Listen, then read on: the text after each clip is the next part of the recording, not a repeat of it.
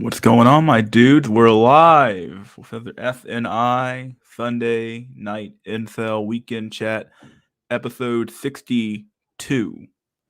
What is going on, my dudes? Buddy boyos, friendarinos, and all that crap. What's going on, my guys? We're starting early today. Since I got home early, we're going to start early, so fuck it. I got nothing but time today, so can have some fun. Got some memes. We're ready for you guys. We're ready. What the fuck is up? Yeah, what the fuck is up, dude? Let the truth consume you. What the fuck is up?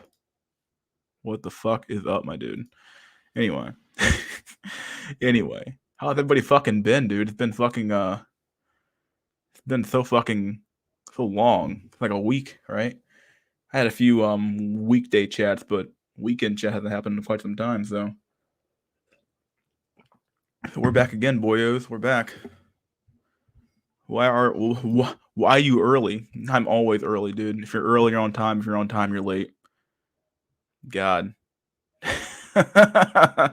Oh, if you're early, you're on time. If you're on time, you're fucking late. God, dude. Shout out to the Cope gang for being in here, being involved, being active. Shout out to the Mystery gang for being in here, solving the mysteries. What's going on, my dudes? We are here. We're here. We're queer. No, we're here. Ready to go. Chillaxing, all cool. Shooting some b-ball outside the school. When a couple of guys who are up to no good. Oh shit, just brushing my tooth. What the fuck? Starving night incel was gonna get some good food. You already started. Well, hey man, Uber Eats that shit, dog. Uber Eats that shit. Or cut the fucking stream on in your fucking car. I'm bleeding from your one tooth. Jesus. Always early. Fried fetus deletus. What happened, Dope Panda? What happened to your name? Always early. I officially have a Discord now, so I'm in a Discord. The invite link is on the channel page, the community page. If you want to join the Discord chat, it's there. Not sure if I'm going to use it that much, but it's there. I might even get rid of it pretty soon, but who fucking knows? That's not how I'm feeling.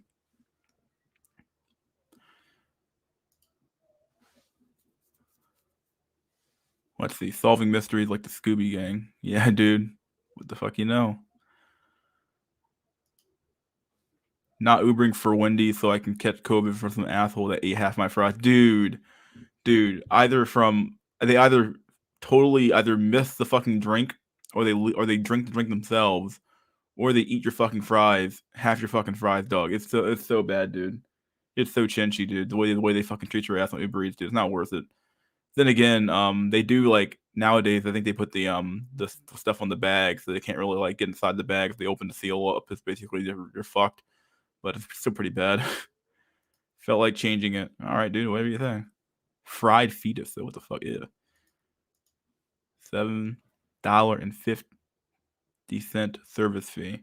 Yeah, it's just pretty expensive, dude. It's just expensive, dude. It's like you have a delivery fee and you have the fucking and you have a fucking the service fee as well, which is like bullshit. Let's get some deep combos going. Yeah, let's get some deep combos going. 13 people in here so far. Pretty good. So how's y'all crypto going? I pulled it out a while ago, but I made some money on it. So I can't really complain. I'm shitting myself. Aren't we all? So did Joe Biden apparently, but that's like the big meme now. Big politics meme is that Joe Biden shot himself in the Vatican. So yeah, my T King is making me broke. Oh, did it fucking drop like a rock? What the fuck happened? Haven't been following the crypto too much.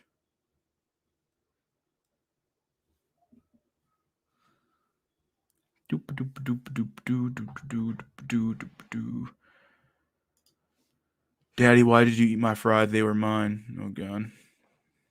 More like daddy, more like fucking asshole in the car.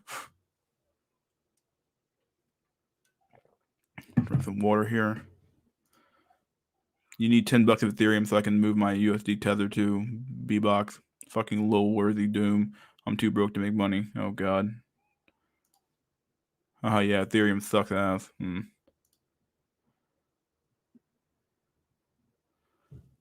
Pluto's last stream gave me the heebie-jeebies. Oh, the one about what the hell was it?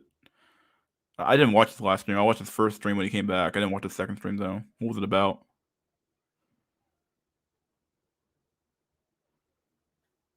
I think it was about like politics or something like that, right? Very politics related or something like that. So get on Proton Jack, Still have some in Shiban or Shiba, So far it's doubled, so I'm holding until the moons. Oh, skipped one. Yeah, I have to have several $1,000s I can't even use or move yet. My life. You're still early on Proton. Are you staking or stacking? Staking. He's all about the jab. Oh, what? Pluto? Oh, Fauci. Yeah. Fauci. Yeah, Fauci. Yeah. No, I don't know why I thought it was about Fauci and I think Rand Paul or something like that, right?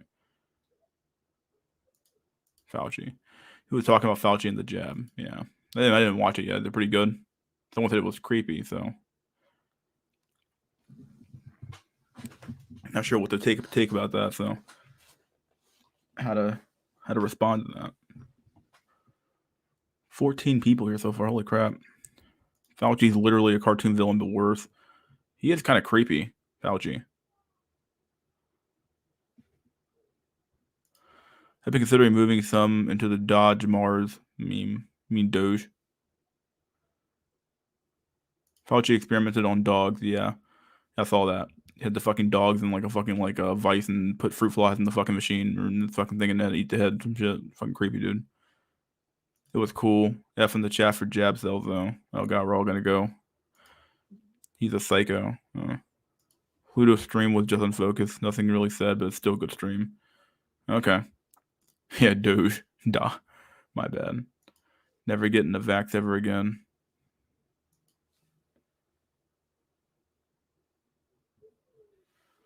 Let me see.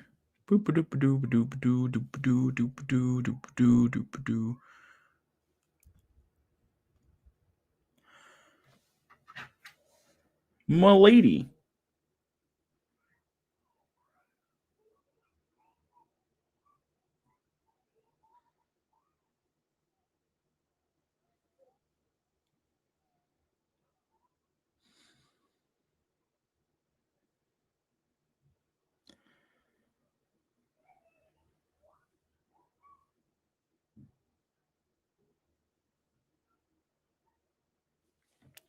Let me see.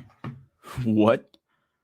He killed children by injecting with HIV. How does his old ass get a job? What the fuck? That's creepy as fuck, dude. God, that is weird. God, I'm gonna play a I watched Baz FZ's new video. He had a really good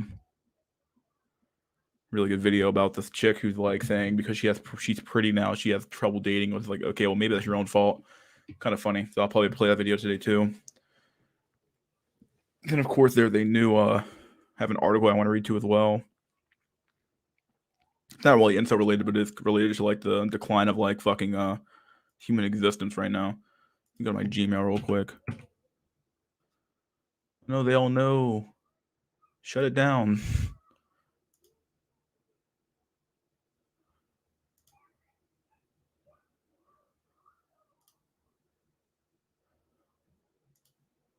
Oi, shalom. Oi, shalom. They know. Shut it down. They know. Shut it down. Oh boy, oh boy, oh boy. This is going to be a fun stream. I have lots of memes. I'm going to read this article first. Probably do the article first, then we'll do the memes. What do you guys want to do first? Memes or article? What do you guys want to do? We're 9 minutes in. Haven't done a diatribe late either, but yeah, I'll keep reading comments. Not kidding. Got Sport was right when you look into it. Jesuits. Maybe he is right. It's the Jesuits. When I was young, I was to get the vaccinated. Cried so much in damn puddle on the floor. Yeah, I remember getting vaxxed too. Shit sucked. My arm like hurt like a motherfucker. Other than that, it wasn't that bad. Don't slouch on Fouch. Oh god. Shout out to the real one, Dante Sparta. He is here. I mean, I banned him. I know what happened to him. Nothing we can with the nothing with the star people can trust anymore. I don't even trust myself to be honest. Dang. I looked up Fauci and found a video of guys trying to defend him. The fuck, dude. Fauci's so weird.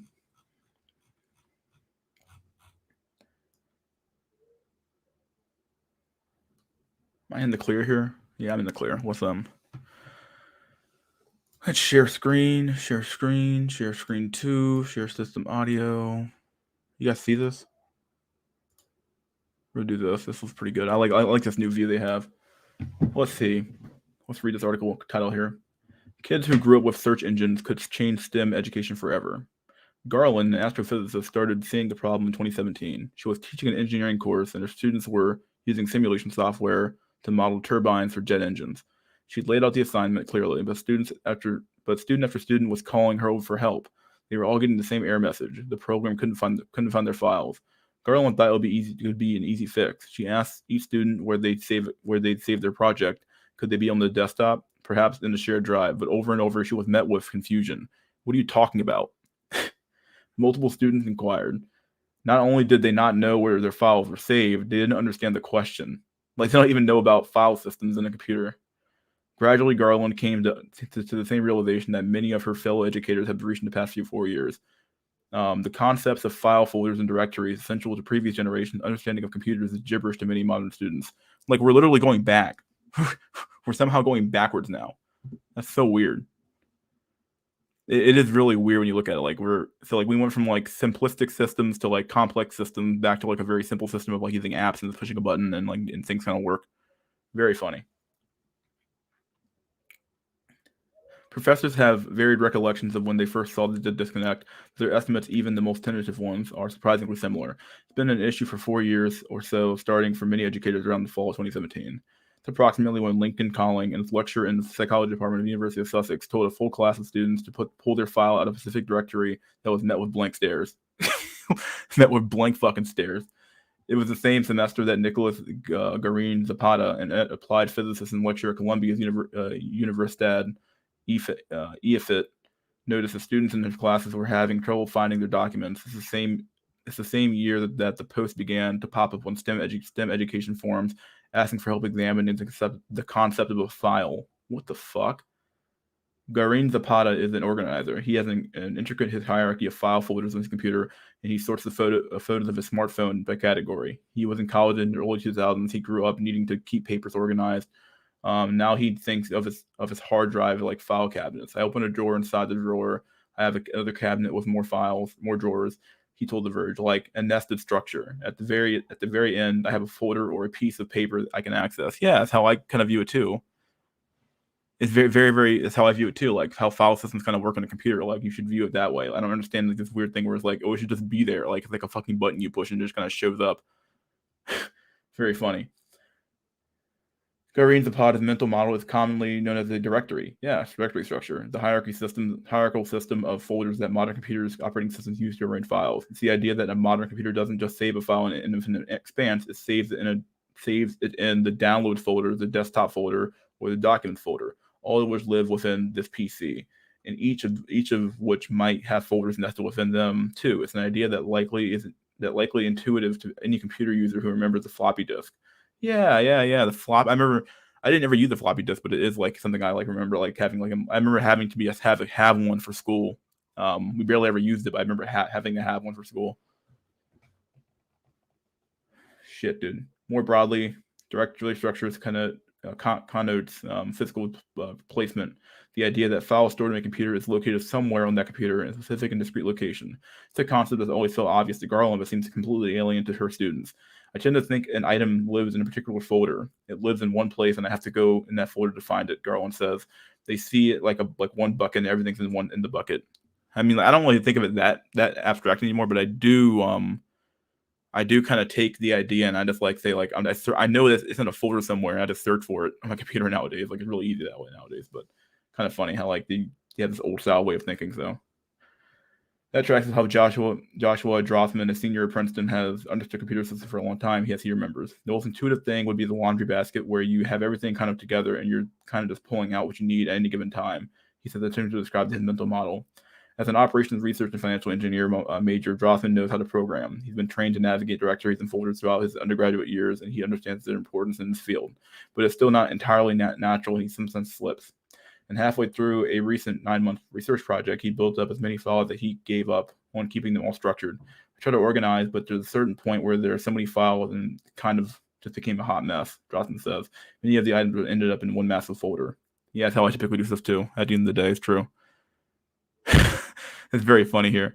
Zoomers have come full circle into becoming boomers. Yep. Son, what's System 32? I was talking to the Indian guy. He said to delete System 32. Is that what you got to delete to fix the computer? The System 32, I think is what it was, or something like that, or Windows 32 or something like that. I forgot what the folder was. It was like I think it was System 32 or something like that. Peter Plopchon, associate professor of physics and astronomy at George Mason University, has seen similar behavior from the students and can quite wrap his head around it. Students have had computers in my lab. They'll have thousands of files on their desktop completely unorganized, and he told The Verge somewhat incredulously. I'm kind of an obsessive organizer, but I have no problem having 1,000 files in the same directory. I think it's fundamentally because of a shift in how we access files. Aubrey Vogel, a journalism major at Texas A&M, has a similar experience to Drossman. She's encountered directory structures before. She shared a computer with her grandfather, who showed up, showed her how to save files, items in the folder as a child, but as she's grown up, she's moved away from the system. She now keeps one massive directory for schoolwork and one for her job. Documents she says she's not sure about go to a third folder called sort. Wow. As much as I want them to be organized and try to keep them organized, it's just one big hot mess, Vogel says about her files. She adds, my family always gives me the hard time when they see my computer and it has like 50,000 icons. Wow. I have mental models change. Drossman, for his part, says has no idea. I don't think I ever thought about it at all when I started using computers, he says. It's possible the analogy multiple professors pointed to filling cabinets is no longer useful since many students Drossman's age have spent their high school years storing documents in their likes of OneDrive and Dropbox rather than physical spaces. It could also have to do with some software being accustomed to dominant smartphone apps like Instagram, TikTok, Facebook, and YouTube all involve pulling content from vast online seas rather than locating it nested within a hierarchy. When I scroll over Snapchat, Twitter, they're not in any particular order, but I know exactly where they are, says Vogel, who is devoted to iPhone user. Some of it boils down to muscle memory. Yeah, for sure. Very true. But it may be that in an age where every conceivable user interface includes a search function, young people have never needed to fold into directories the tasks they do. The first internet search engines were around 1990, but features like Windows Search and Spotlight on Mac OS are both products in the early 2000s. Most of 2017's college freshmen were born in the very late 90s. They were in elementary school when iPhone debuted. They're around the same age as Google, while many of today's professors grew up without search functions on their phones and computers today. Yeah, but I basically just said this, actually. Very true. If you grew up in like the fucking early 90s, you remember like having to like have a directory. If you grew up in the late 90s or early 2000s, you grew up fucking just pushing a search button to fucking search your files. This is what I said earlier. Because that's what I do now. I'm like, I'm not going to fucking make a file structure for that shit. I'm just going to throw it somewhere in a fucking computer somewhere and I'll just fucking search for it later on. How shit normally works nowadays. Oh boy. I grew up when I had to have one file. In a file, you had to save it. You had to know where it was saved. There was no search function, says Savik Ford, a professor of astronomy at Borough, Manhattan Community College. But among her students, there's not a conception that there's a place where files live. They just search for it and it brings it up, she added. They have a laundry basket full of laundry and they have a robot who will fetch them every piece of clothing they want on demand. Some companies actually played around with the laundry inclined robots to little result. Oh, God. To a point, the new mindset may reflect a natural and expected technological progression. Plopchon recalls having similar disconnects with his professors. When I was a student, I'm sure there was a professor that said, oh my God, I don't understand how this person doesn't know how to solder a chip on a motherboard, he says. This kind of generational issue has always been around. And though directory structures exist on every computer, as well as environments like Google Drive, today's iteration of Mac OS and Windows do an excellent job of hiding them. Your Steam games all live in one folder called Steam Apps. When the last time you clicked on that, I never have. Today's virtual world is largely a searchable one. People in many modern professions have little need to interact with nested hierarchies. But in STEM fields, directory structures remain crucially important. Astronomers, for example, may need to work on hundreds of thousands of files in the same format, which may be unwilling to scale to a searchable system, Pavlov says. Plovchon. What a weird name, Plovchon.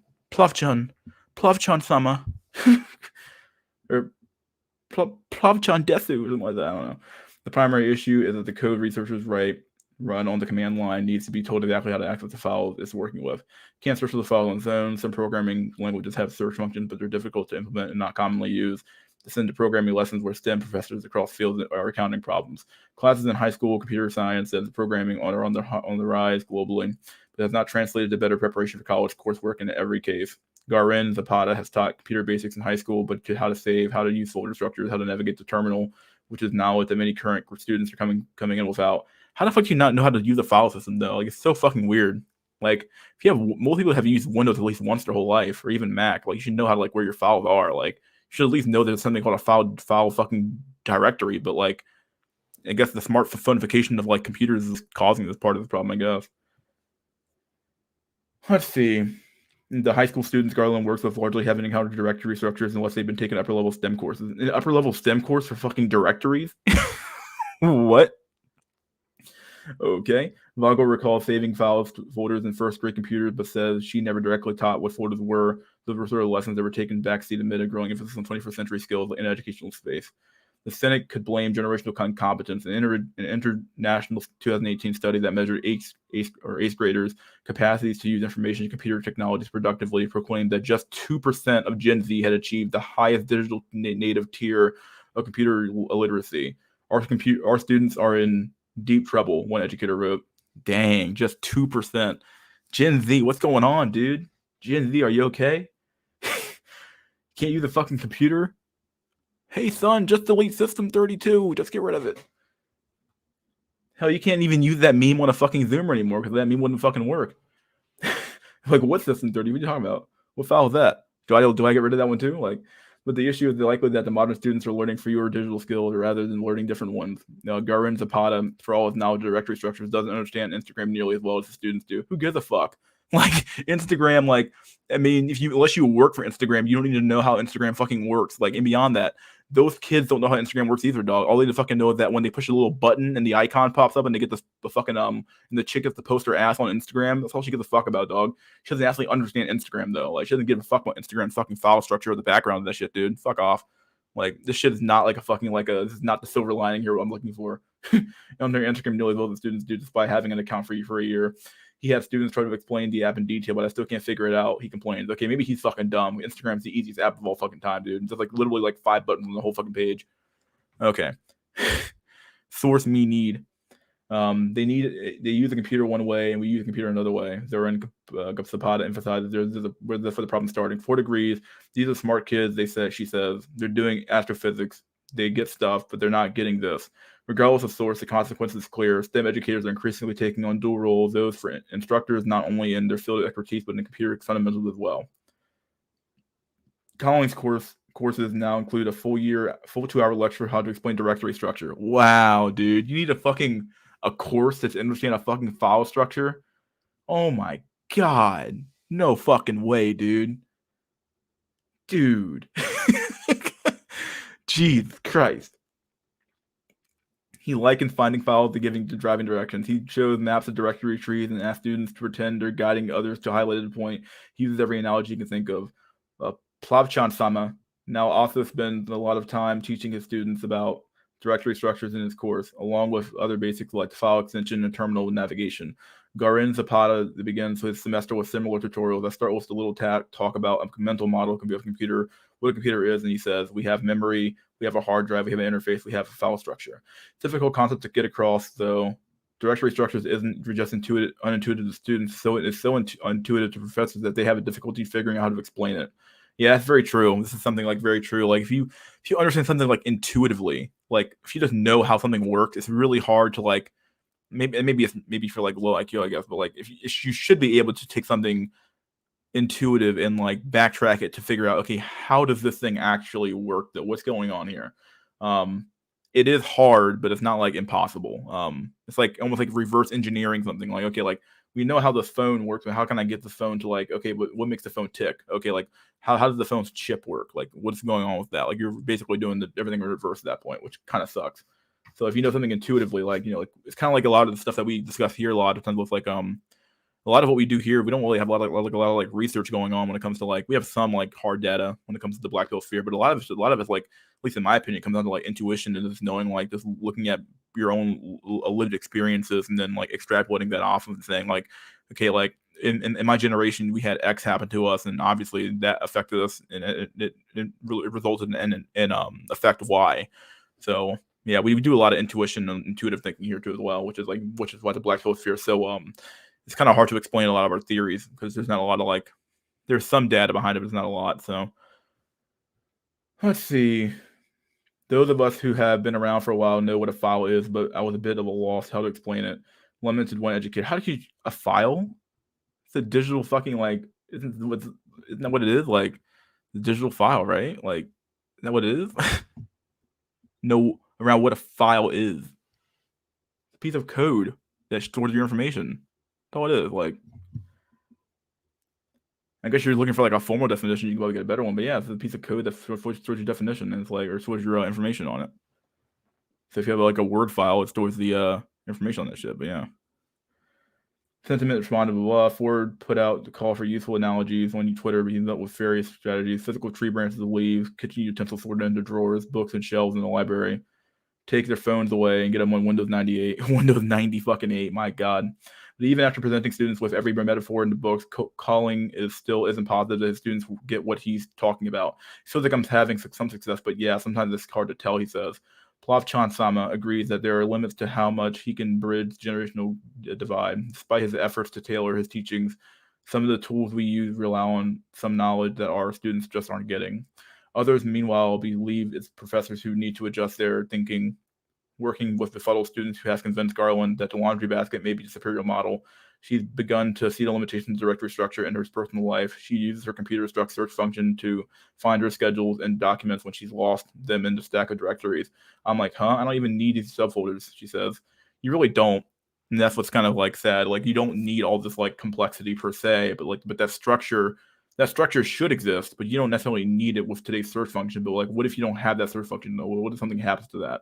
I don't know. I'm always like really fucking like I like to prepare for like when you don't have that type of information or data, like like yeah, or type of tool to use to like make your life easier. Even professors have incorporated directory structures into their course suspect that they may be clinging to an approach that's soon to be obsolete. Plovchan even considered offering a separate course on directory structure, but he's not sure if it's worth it. I imagine what's going to happen in our generation of students, where they're going to grow up and become professors, they're going to write their own books, and they're going to be based on a completely different approach from what we use today. His advice to fellow educators: get ready. This is not going to go away, he says. You're not going to go back to the way things were. You have to accept it. The sooner you have to accept that things change, the better. Oh, there you go. Let me I will post this in the somebody asked for this comment, so I'll post this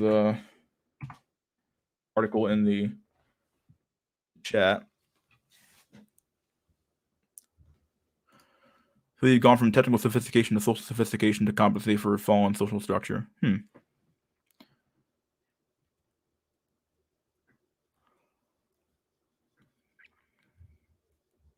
Dude, Gen Z is fucked and their future is retarded. Curly hair cunts walking around, yeah. Source me need, I gave you the source. Unless you're talking to Jack. I think you're talking to Jack. Hey, there's the article anyway. Future professors will be AI, more than likely. Yeah. Do some fucking memes here.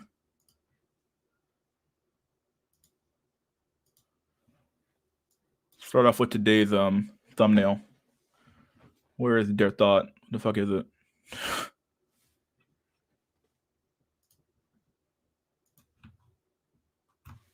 Oh, it's just some memes. Here we go. Their thought.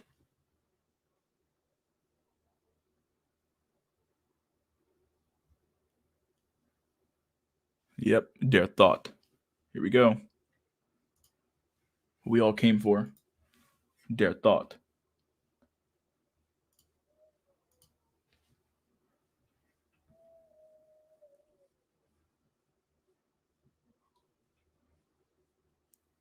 Let's see. What's the next meme I want to use?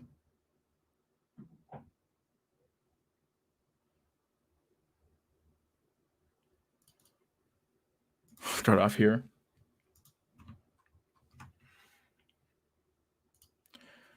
Is it really fair to allow trans athletes, though? Hot dog eating competition. There's this big old fat. He's like, oh my god. How do I beat this thing? This is unfair.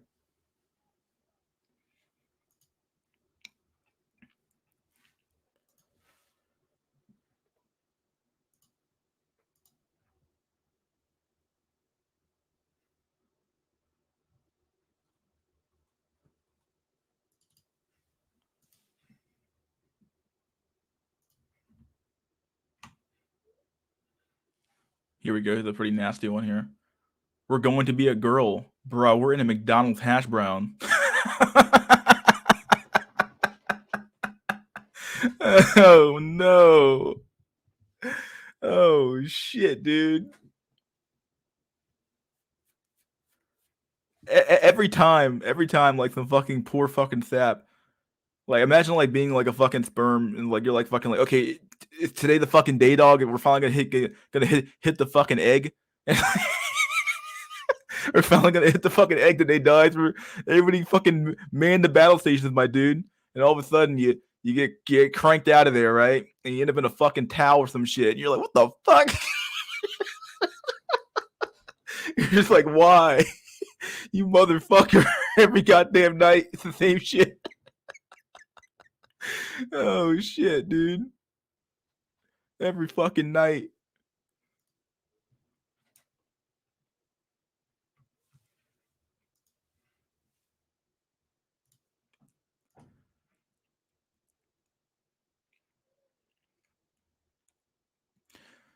Let's see. Here we go.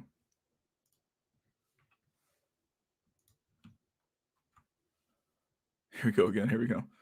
You think girls will like me for my personality? No fucking way, dude. Of course, bro. Just be yourself. Always works for me. Yeah, dude. It's almost like you got a perfect hairline, and he's sitting there fucking like wondering where the fuck his hair went. Hair's fucking got like taken up by a fucking vacuum or some shit. He looks like fucking what's that thing from Lord of the Rings? Gollum or some shit. It's like Gollum's fucking brother. Oh my god.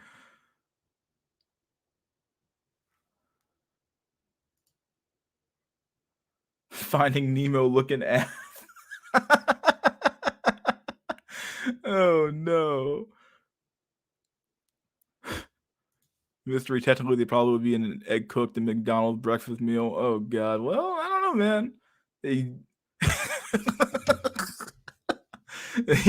guess that's the only egg they're ever gonna see their whole life. Fucking Finding Nemo looking. Let me go back to this dude. Put this shit here. Finding Nemo looking ass, dude. Where's my son? Find my son. It's like Invader Zim in human form. Oh god. You made a kind of right on that one there.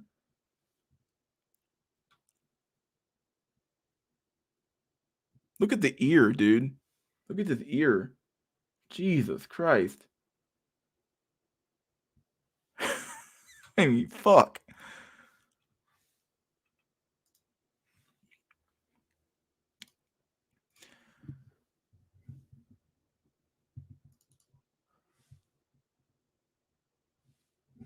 Here we go again. All right, here we go. Another fucking brutal rejection here.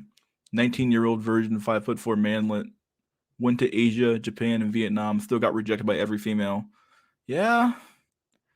Guess that's when there is a line for JBW for sure. There is a point where JBW just doesn't fucking work anymore, dog. Oblivion character costume customizer. My god.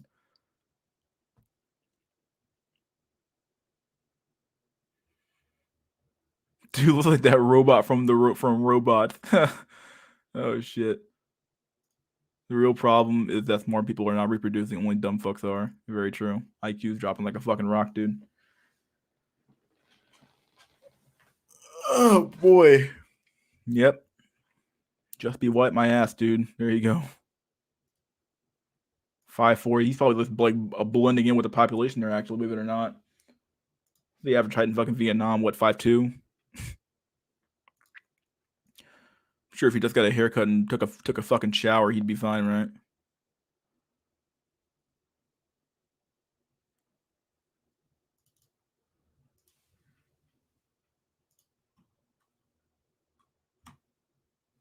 This is gonna be in some bad taste here, but I'm gonna post it anyway. We'll see. Oh shit, dude. Well, what do you fucking know? Look what I'm about to post about. Here we go. 556 versus 5'3". Oh my god, dude. Has anybody been watching this trial? Anybody been watching this trial? Anybody been watching this? Because like they had a part in the trial where like the prosecutor was like asking about Rosenbaum's height, and they were like, so with Rosenbaum he was fairly short, right? They're like, yeah. He was like, how tall would you say he was? They're like, I don't know, about 5'4", 5'3", 5'3", something like that. So yeah, so basically like even in death, manlets can't catch a break, dog. Even in death, they will call you fucking like they'll call your ass fucking like short, dude. Like they'll be like, oh, he's short, dude. Like the fuck, dude. Even in death, you can't fucking escape being a manlet, dog. Can't let the man sleep at all. Can't let the man sleep at all, dude. Trial is Clown Town. Trial is so funny right now, dude.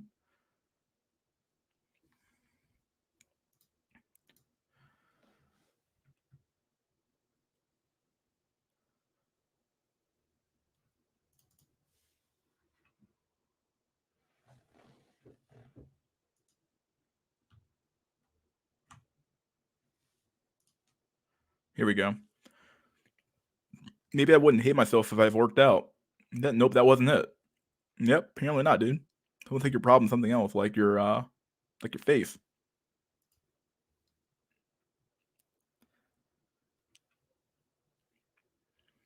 Manlets need reparation. They might, dog, at this point. I mean, if you that fucking short, Jesus Christ. Let's see what else we got here.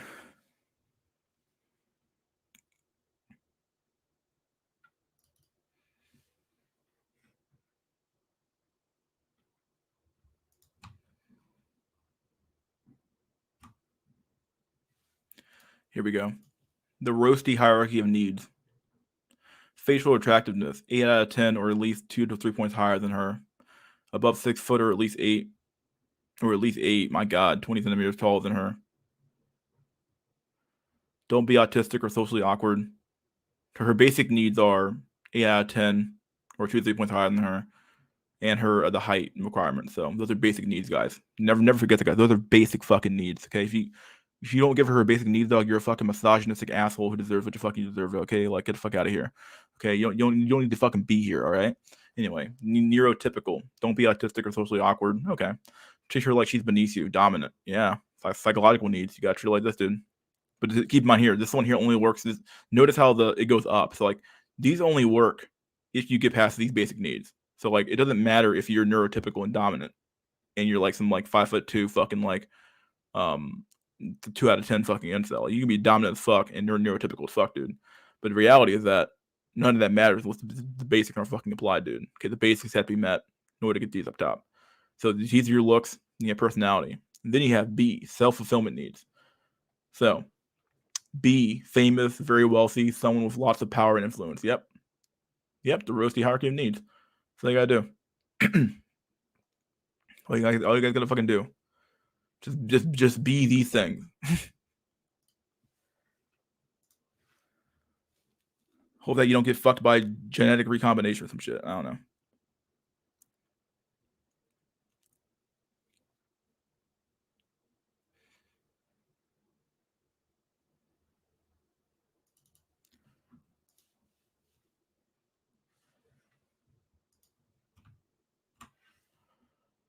I hope this one here isn't real, but they can have her if they want it.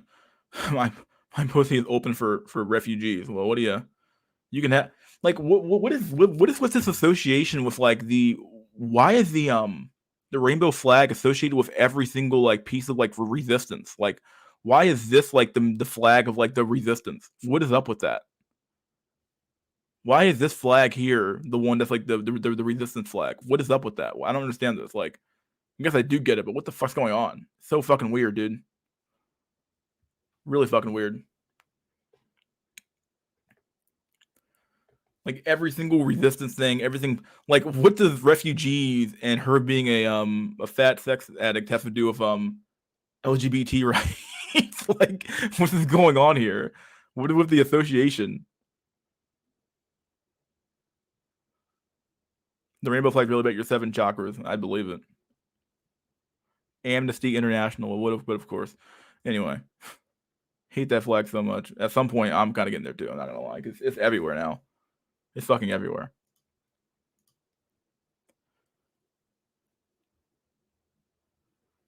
The fuck is this picture?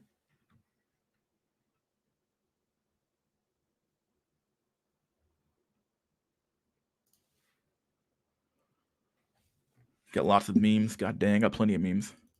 Got memes for days.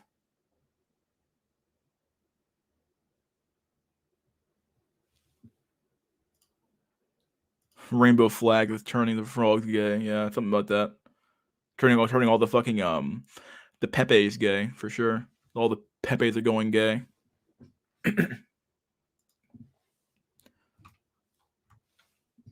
Here we go.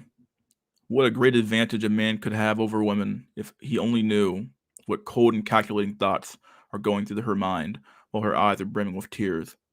Yeah, that's fucking scary. Really fucking weird. Really fucking scary there. Take some water real quick. Hold on. There we go. Yeah, that's really fucking weird. Anyway, moving on. Moving on to the next picture. What in the fuck is this thing?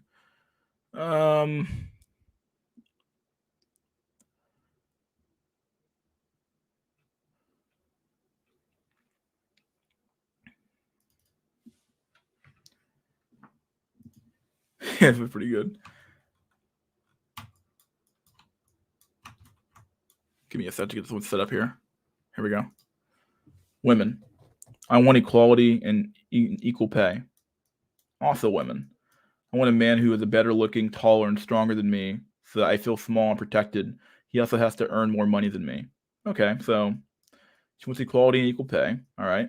Then she wants a man who's better than her. So these two things cannot exist in the same world. Like, not at all. How can you be equal but then expect more from the person that you want? But you want to be equal, but you want more. But you want to be equal, but you want more. And meanwhile, down here, the man's like, "Yeah, I can't fulfill that." He's like contemplating. He's like, "Yo, buddy, I don't know, dog. I can't fucking make that order happen. So I'm gonna go ahead and just clock out here and go home. Like, know where the fuck I'm going, dude."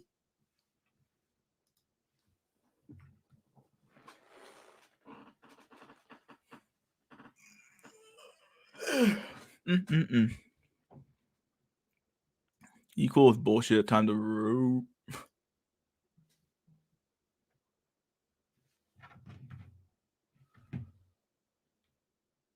Grim in the bottom post. Yeah, pretty good.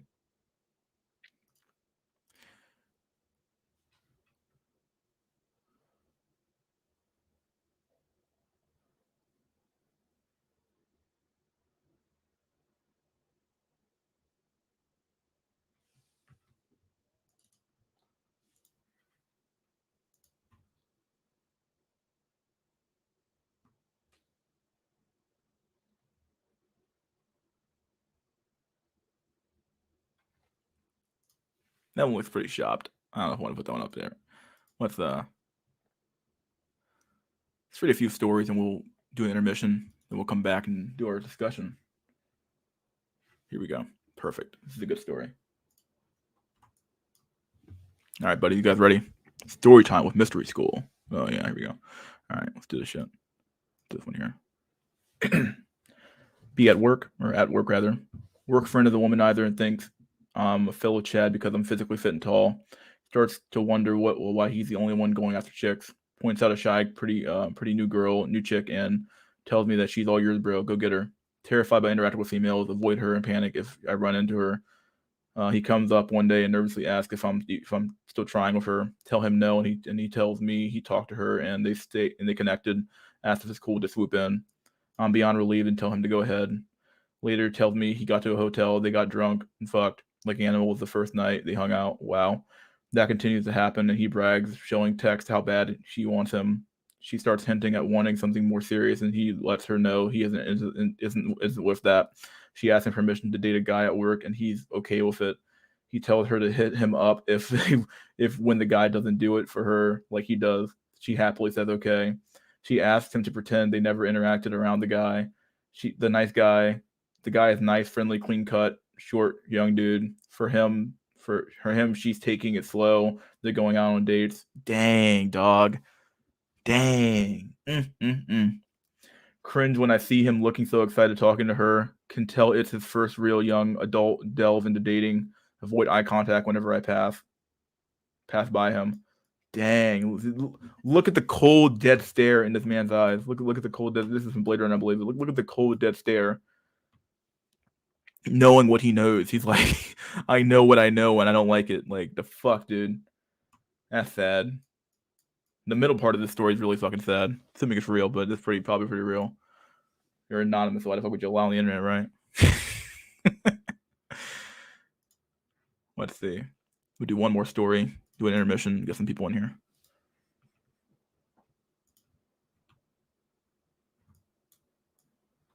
Here we go. 30s female, cheated on my fiance, 30s male, so I don't know if I should tell him. I'm still in complete shock at myself. I never thought I was capable of doing this to him. He's my best friend, my other half, and the man I want to spend forever with. He views my daughter as his own, and I view his son as my own. Oh, so they're like basically have single parents that came together. Okay, obviously. That's a gym, and I was approached and helped by a very young, no older than 23, very attractive and physically fit man. He told me that I was gorgeous, and it gave me an incredible self-esteem boost. I recently gained a lot of weight. On top of that, I was struggling with feeling old. Oh, okay. I'm definitely not the hot, trim, fun girl I was at his age. He helped me with my form, and we chatted. Then all of a sudden, we made eye contact, and he kind of motioned to me to the gym bathroom. It was pretty vacant in the gym, and I blindly, stupidly followed. We then proceeded to have sex right there in the bathroom. Wow, what the fuck? What in the fuck? Oh no. Afterwards, I practically ran to my car. I couldn't believe I had such a thing. It was unprotected, so I bought Plan B. I also scheduled an appointment. Oh no. Well, there you go. Oof. Soy boy cuck supreme. Yeah, there you go. Chad Sigma male.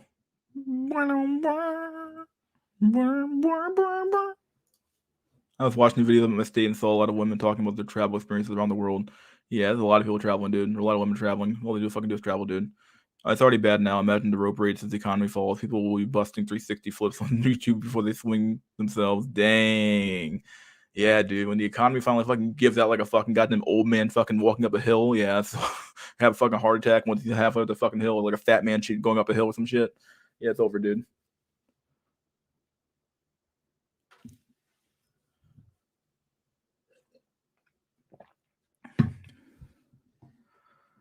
God. The economy's already fucking winded anyway. Ligma mail. God. I would have warned him, to be honest. Yeah. Damn it. Traveling forward, real meme is it's true, dude. Every single chick I see on fucking goddamn on Hinge is like, well, I hope you're into traveling. 'Cause I like to travel. And this bitch is like 30 years old. I'm like, are you ever gonna have kids? Or like, are you ready to settle down? Nope. I just want to travel. I was like, what the fuck, dude? All they want to do is travel, dude. All they want to do is spend their money and travel. It's crazy. What's up, General Clutch? Something I did. Some women should be turned into ramen. Rest in peace, Grim. What happened to Grim, dude? That's their place. Jojo maxing. Never commit to a Floyd unless you're in the country for it. Porn plot last night. That's what it sounds like, dude. Floyd, they're just the void. Sorry, hiccuping here. Just exist mode. Motorose took the L. Did he? To Afghanistan, basically. Oh no. Yep. Brutal as fuck. Holy shit. Motorose got raided by the Swedish FBI. What? No way. Lol. Travel equals daily game. That's what it sounds like, dude. If they're traveling to fucking what's that place called? Like the fucking Bahamas or fucking Jamaica or some shit. Join Jamaica or what's that place fucking called? The DR. Yeah, they're getting their back blown out, dude. No fucking way they're not. So one foot talking about her experiences in Malaysia, traveling abroad for a year till COVID forced her back, or Chad forced her back to the U.S. Where did they get this money? She bought rental property and got a dog. What the fuck? I don't even know, dude. They must be getting paid a fuckload of money or some shit, dude. One of the two, or like maybe they're just making. I don't fucking know what's going on, dude. The market's so weird. I feel like they're just like giving out free money at this point for like so like if you have a house you're like barely qualified for, they'll fucking give it to you and not give a fuck about like being qualified for it at all. It's really fucking weird. Stop complying with the status cons. Yo. What's up, Black Earth? I'm misogynist and tired of being PC about it. I'm a misogynist? What? Oh, massage. Oh, okay. I don't know what the fuck. Barbarism will take place. Yeah, of course. This is doggy law. Yeah, of course. Don't drink, drive, eat meat, vote conservative, and wear skinny jeans, bro. Gym backs too. I agree with that. Yeah, or don't wear skinny jeans though. Dog pill is still strong out there. Oh god, it's strange when you see chicks who are 30 plus going. Yeah, it's fucking weird, dude. It's like this weird, like I mean, like Arrested Development shit going on right now. Like people are just like stuck in like perpetual fucking age 16 or some shit, age like 13, some shit. It's fucking weird, dog. And they're like literally legitimately excited to go to Disney World. It's like, what the fuck's wrong with you? Are you an adult or are you just like a man child or a woman child? Like, so fucking weird, dude. Travel to the dick, implying Mardos and Emax in a comfy five-star Swedish prison. Yeah. Oh, yeah, prison, big air quotes there. The world would be a PA subway. Oh, God. Dang. Karen, 69 years old, wants kids. Yeah, dude, like these old ass fucking bags. Like, I want kids. Like, bitch, you should have had kids like 20 years ago. With like, more than that, like 69. Fucking, you could have kids like fucking, like, what, like 50, 50 fucking years ago? Traveling on credit cards. They have to be, dude. I don't know how they can afford to travel this fucking much, dude.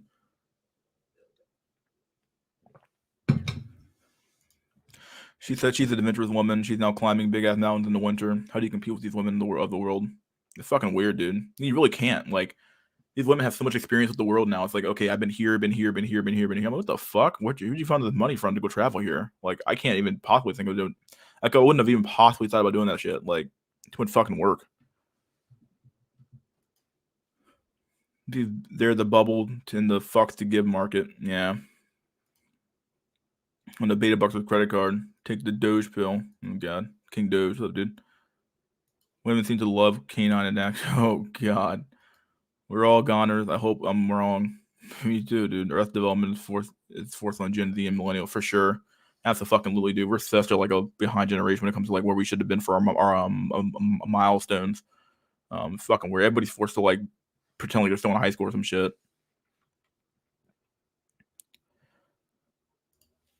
It's true. Where does this money come from all the for the traveling and all the food? Well, they probably like a bunch of diversity hires making like 80K a year or 70K a year, 80K a year. Well, it's pretty easy to make money that way. You can travel a lot on that kind of money, and like especially if you're like renting with some friends, like you're not paying a lot of rent, and you don't really give a fuck about saving. So like you don't care about saving your money. Like I could easily travel somewhere right now, like but I care about saving. I care about saving my money actually, so I save a lot of money every month. So but if I took all that money and it just became like disposable income, I could easily just travel around. But like I don't like to save. I like to save my money up. So I don't do a lot of traveling at all. Some people are trying to visit all 192 countries. The fuck.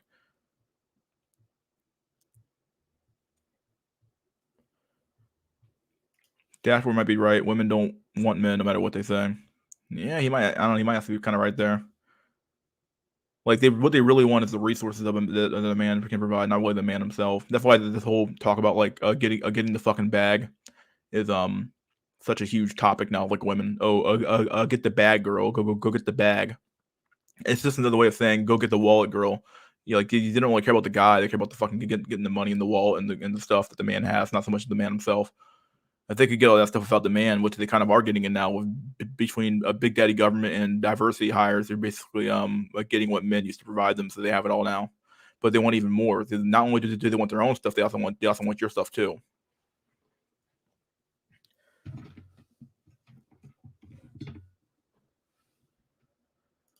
I'm Gen Z, and everyone I know is mentally in high school. I feel, yeah, I believe it, dude. Chicks be everywhere nowadays. Yeah. For guys, we have to worry about investing, saving. For chicks, they don't have to worry about that and just spend everything. They always have a safety net on simp to beta bucks later on. Yeah, I literally have moms talking about how they're raising their kids to live in their house until age 25. Basically, because beyond the bullshittery about like a degeneration, it's also nearly impossible to move out now because like you can't afford to buy a house. All the houses are fucking like inflated hell and back. You can't even afford to buy a house, even if you wanted to. Sorry, coughing in the mic. Well, it's cheaper in many countries in Europe, though. Yeah. Everybody going to college is fucking up society, and half the reason development is arrested, in my opinion. What kind of society exists where you start adulthood in your mid 20s at best? Yeah. Yeah, literally at best. Like at worst, you're starting your adulthood in your mid, like what, 32, 33, some shit. life is becoming eternal high school, just like the fucking Japanese animes we all love, right? Eternal high school. I blame simps. Don't we all? Fucked up part is that they act like the shit is normal. All generations are in high school still. I work with all generations. I believe it. I think I made a video about this actually, talking about high school mentalities and how and then the reality is that most people are like, they peak in high school. They're like this, it's like their mental peak is high school, and they never think past high school. So that's why like a lot of like they focus on like their high school mentality never changes. Like, like it's basically the video about behavioral abstraction. You should all watch it. It's worth a watch. I basically cover like my experience working in retail and working around young people, and that the adults were no better than the kids were. The kids fresh out of high school were obviously, I expect them to have a high school mentality, but like the people in the adult realm, people who have been in the workforce for like 20 years should know better, but they don't know better. And I'm not sure if that's because they were just like regressing down to the mean of the store, or that's because like they were just like fucking like literally just stuck in high school for sure. Yeah, this is very true. High school never ends. These boomers just know how to hide their tendencies better. Yeah, you get more refined at hiding the bullshit better than you were before, for sure.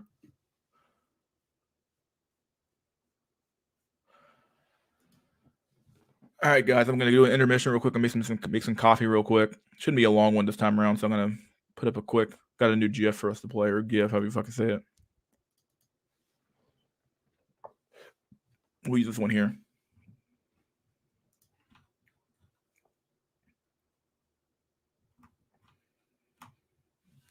We'll use this meme here. Here we go. Good meme. Dancing around and shit. I'll be back, guys. Enjoy the intermission, and we'll be back. So let me post the link in the chat as well. Let me give me a sec. Invite, copy clipboard.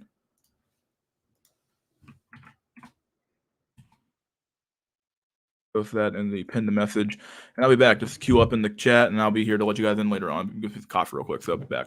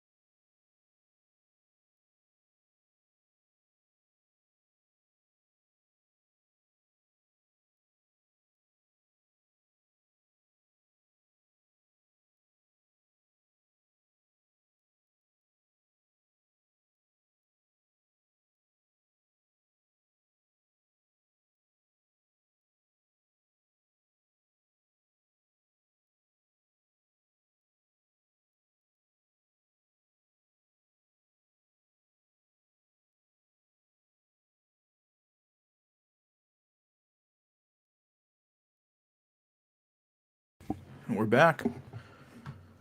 Okay, let's do this shit. You guys enjoyed the GIF? GIF, however you say it. Anyway.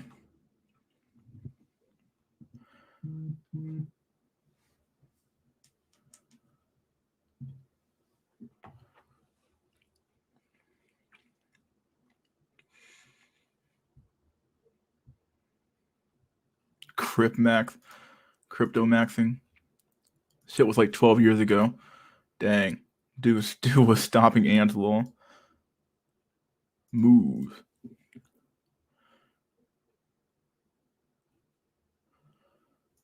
People are also degree maxing. I hear people getting multiple degrees around their core discipline. You have like 2 PhDs, 4 masters, 6 BSs, and 12 associates, and I've heard of this. Yeah, there's a lot of people who out there fucking getting like crazy amounts of fucking degrees right now. It's fucking insane, dude. I think that the over credentialism right now is happening. It's fucking insane. It's like insanity.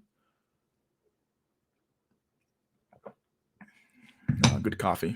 Very good coffee. Yeah.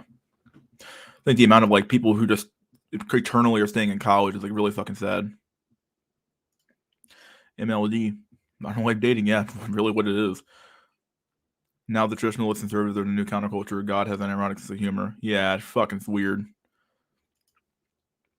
To be fair, feminism existed long before the boomer generation, but I get your point.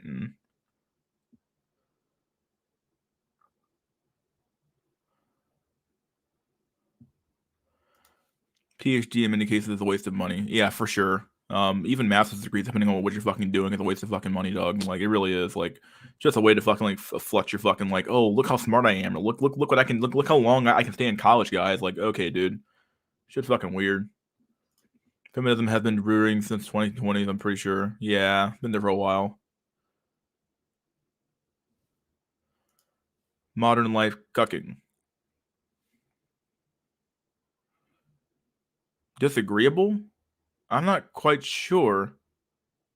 I didn't block him at all. That wasn't me. Let me check my profile. Give me a sec. Hold on. I didn't block him at all. I didn't remove that.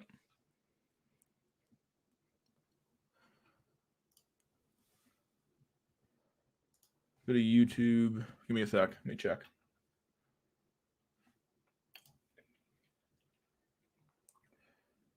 YouTube Studio.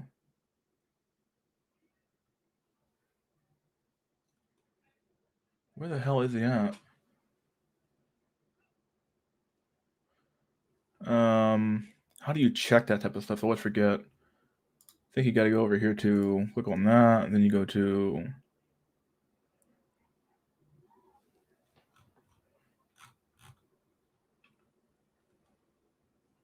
I think it's settings. Go under community.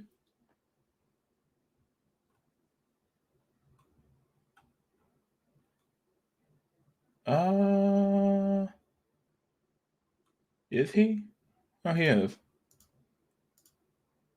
I'm not sure about Kevin Reynolds though.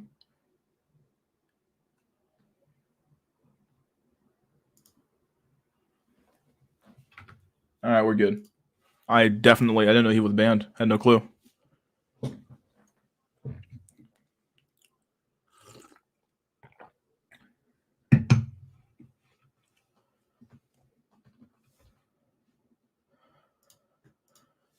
I know someone who has 4 bachelor's degrees and keeps me going. They never ascend to their field though.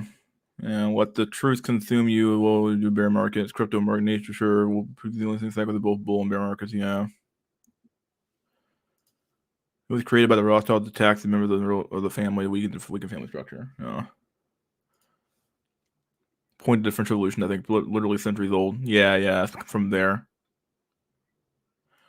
Yeah, it's a good question. The whole nation of Japan needs some TRT. Manlet left dating. God. Unless your PhD is in physics, computer science, chemical mechanics, it's not worth doing. Yeah, I agree with that. Just do the work, Maxing. Do the fucking work. I agree that the cycle will be longer because of adoption, but such not this year. Debt slavery at this point, yeah. It really is just debt slavery. Literally every PhD you can do by yourself at a fraction of the cost.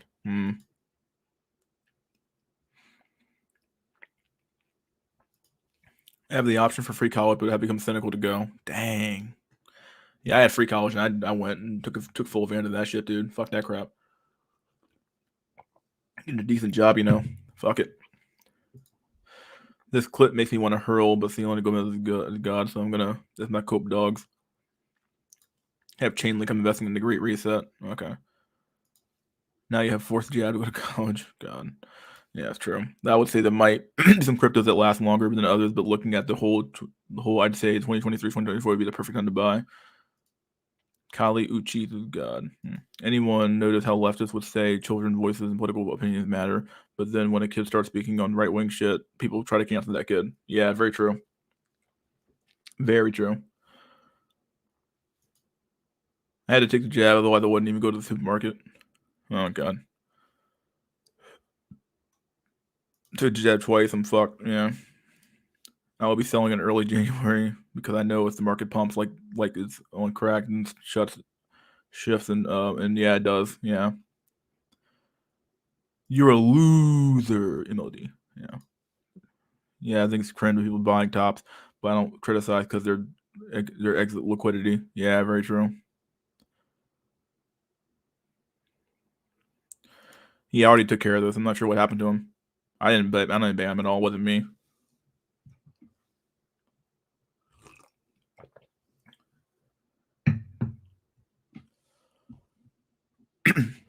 How did he get unbanned? I don't know what happened. I mean, I unbanned him, but I don't know who.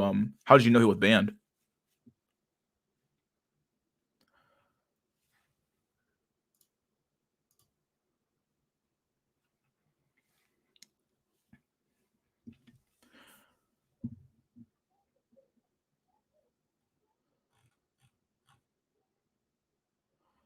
Free college go. I wish I had that. Yeah.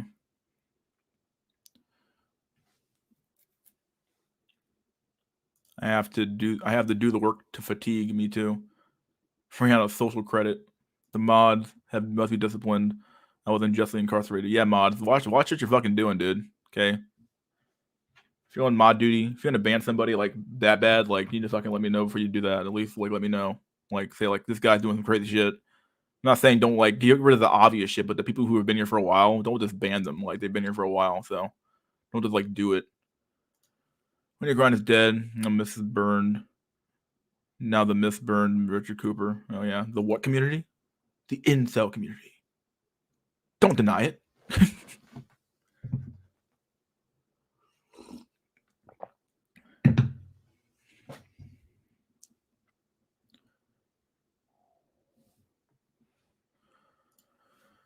People who get in January just rip. Yeah, they're about to die. Not die, but they get wrecked from that. I hit Jack off YouTube. Oh yeah, dysgenic subhuman. What about the Jal and Bid you because they're on YouTube? Oh god. Why are all leftists so hell bent on education except when you recommend kids learn about finance, your rights on or other political positions? Oh yeah, well they go crazy about it because like they don't want an informed population to some extent, you know. No politician really does, but it's easier to control dumb people. A bunch of dumb fucks who don't know anything. Like the moment you get to like dictate what's true to them is the moment like okay you can control them pretty easily actually like okay like so if you like say like okay well it's true that you know chopping off your big toe will make you stronger and then you say that and make it true and then people get stronger or people will believe that and do it you know like there's no evidence to back it up but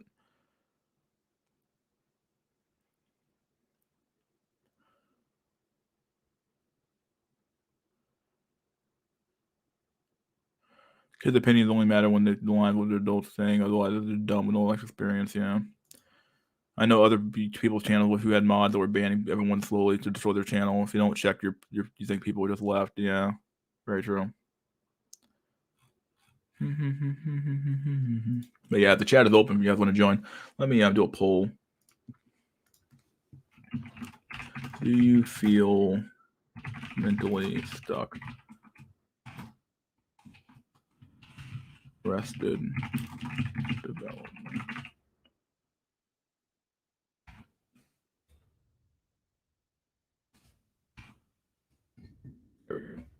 The question. Industrial healing is the best. Vitamin C and zinc with colloidal silver. I had to take the jab after college, and the first year is focused on computer science. School is just about training people for the workforce to become wages. Very true.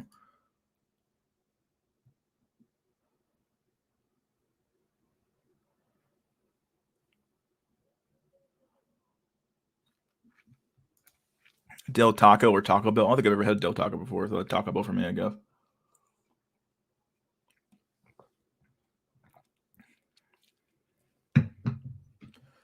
Oh, there's like a really good taco place right next to where I live at. That's like pretty damn good. Should stop by there at some point, but I had like one time that was really pretty decent actually. I couldn't complain at all. Very good food. Dude, you keep like leaving and joining my channel, which is weird. I feel like a kid, teen, in an adult body. Yeah, me too. Sometimes it's really fucking weird how like stuck I feel sometimes. Like okay, like I have a decent job, decent car, decent place. I live on my own, have my own stuff, but I still feel like I'm fucking like lost like fuck. Like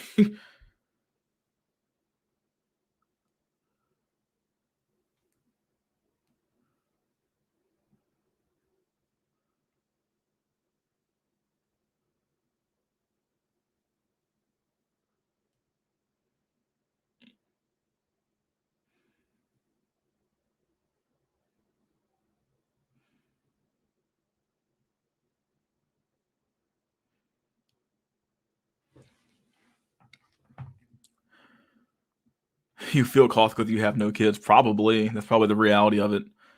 But it's true. Like it's true. Like you feel like there's like a milestone you're supposed to be missing, and there's a milestone that you actually did miss, and yeah.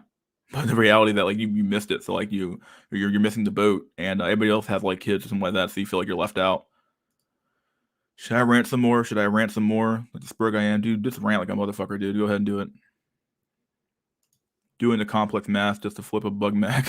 uh, fuck the results of this poll was disturbing. Yeah.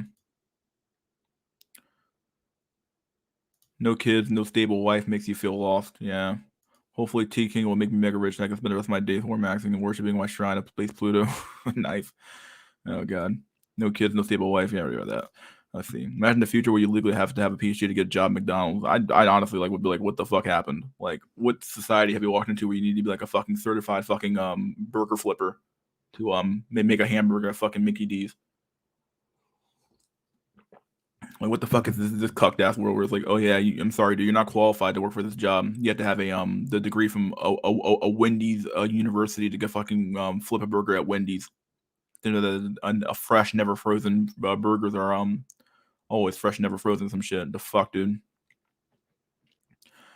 What the fuck supposed to mean? Like, it's just crazy. But DCA in and out S3, everyone has good advice. Yeah. For my second year of college, good chance I might just go online classes because I am so lost with people in communities. These Latin 18-year-old be me, have a wife and kids already, no college at all. Yeah. Plus, they have like a better close knit community as well. It makes perfect sense. They would definitely have all that shit. Whereas we're sitting here fucking like, trying to survive a no nut November and wondering what the fuck happened. Yeah, I thank God for this coffee, dude. Perked me up real good. Let's see. Intermission's done. Let's do a quick meme real quick. This came from the Maruman or Maroom Discord. So I'm gonna post some of these now. I like this meme a lot. This is a good meme. Solid meme for sure. Add to stream. Here we go. Religion is the opium of the masses. Am I right? Meanwhile, meanwhile down here, NFL, P Hub, fucking VR, fucking born, 3,000 hours on record, weed and literal opioids. It's true, dude. It's damn true. It's fucking true. Guys, religion's just the opium. Religion's the opioid. Like, dude, they don't need religion anymore, dog. The NFL is your new religion, dog. Okay, you fucking do the sports team. Okay, you jerk off to the P Hub. You will use the VR headset to fucking immerse yourself into fucking to ignore your fucking suffering. You'll smoke the weed to make yourself feel better, and you use opioids to make the pain go away. Like, how it fucking works nowadays, dude.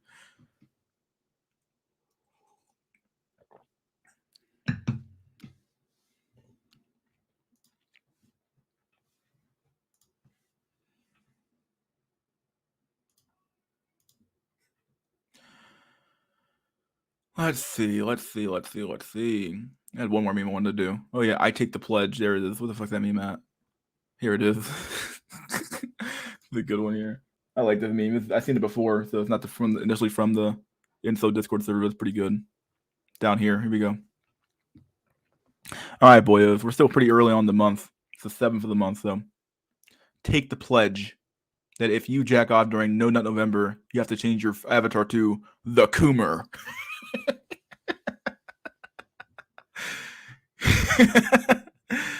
Reply with, I take the pledge.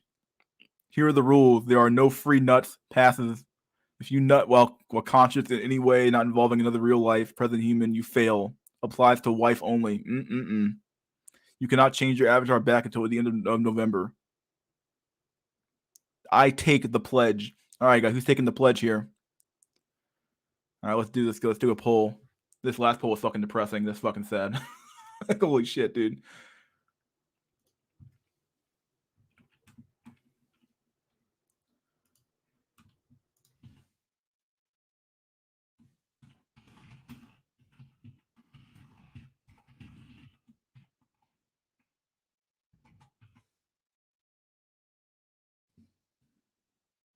Just do a meme-a-thon, no panel. God, it's too much fucking work, dude. I can probably do it. I've done it before, so you know.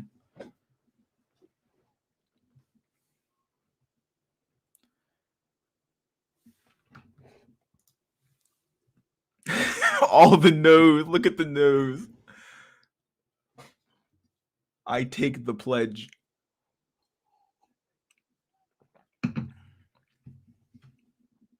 That's one cope they won't give up, dude.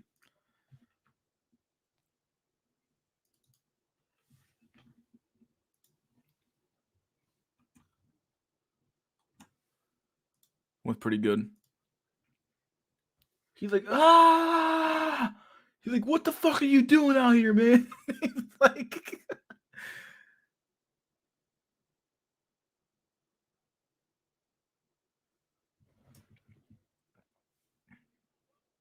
The British are coming. The British are coming. Yep. Like the Pepe, they're coming.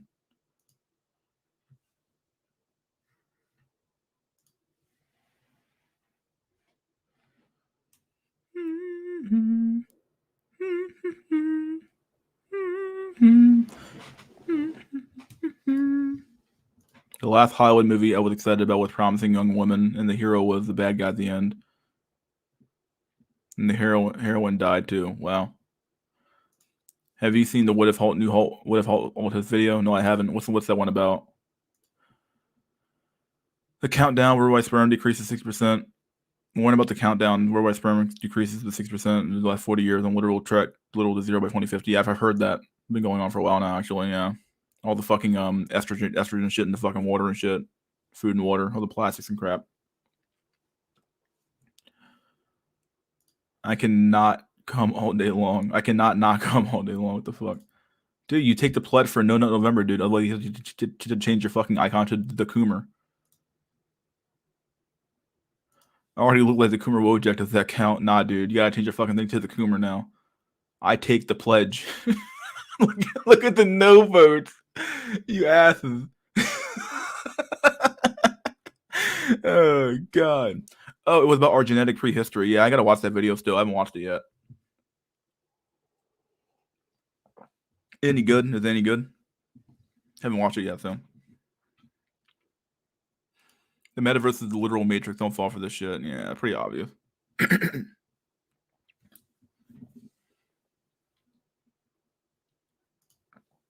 What's up, boys? I'm late. Yeah, actually, you're fucking late as fuck, dude.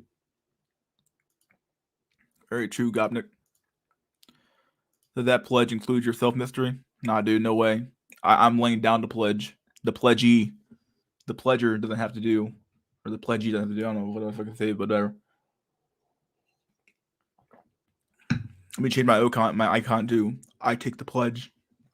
God, sorry about that.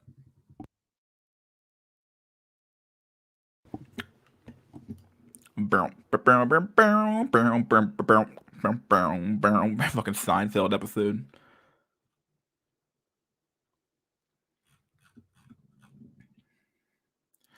I will perform seppuku with mystery on my Kai Shukunin.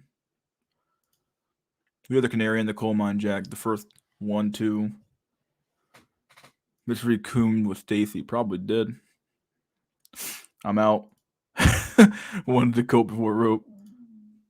All I can think of is Patrick Star SNK size. Oh god. Fuck, dude, we're fucking mean. Fuck it, we're here.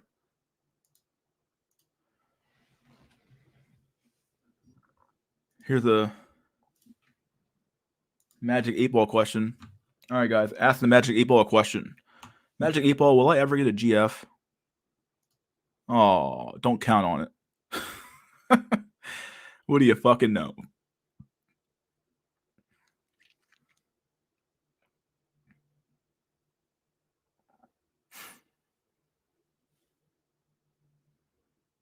Roll again. All right, let's roll again. Magic 8 Ball, will I ever get a Rolls Royce? Don't count on it. Oh. Oh, boy.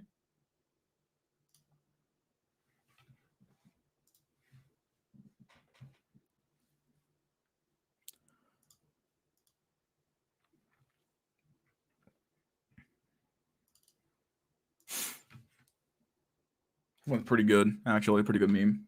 Pretty solid meme, actually. Let's see. Guy owned a 4-bedroom house, has 3 children and a housewife, was considered to be a loser in the 80s.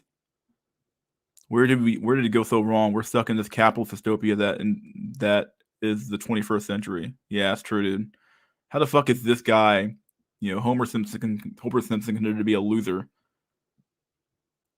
Yeah, he somehow had a house and 3 kids and a housewife. Yep. He was like the marker of being a loser. This guy was a fucking loser.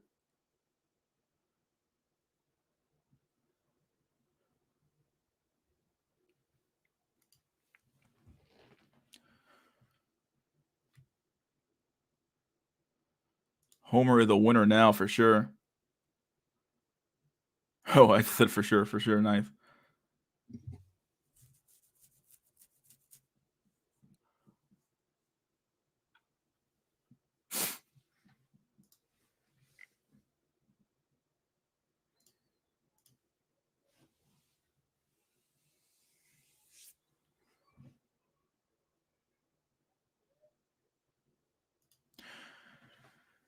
Oh yeah, there's a Bass FZ video I want to play, which is a pretty good video. I might play it real quick. Dude, we'll play that video for sure. It's a good video. If no one wants to join the stream, we'll just do this instead. I haven't watched this channel in a long time, actually. There's a lot of good stuff. Huh. Skippy, the thoughts, and the blue pills. Nice. Oh, Skippy was on fucking Fresh and Fit, was he? Wow. I somehow missed that.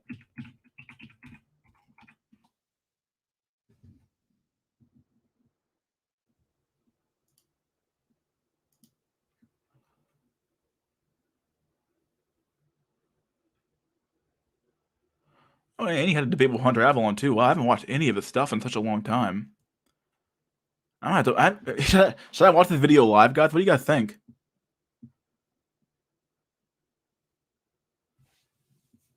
Should I watch the debate video? He had a debate with Hunter Avalon. No, he even had the debate about the purpose of marriage. Let's do it. All right. So the other day, Or did he debate this guy? I can't tell. Let me play it real quick. Hold on. to have a little bit of a chat with Hunter Avalon during his live stream. It wasn't really the discussion or conversation I would have liked to have, not only because Let me put the volume up and then let me the volume up here.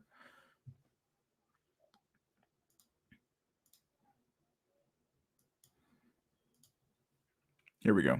All right, let's do this shit. You guys hear this? Let me see if you guys hear this or not. time was limited, and also because we got sidetracked. But I did want to still kind of talk about it. You guys hear that? Sound okay? Hunter Avalon's a discount left. He really is.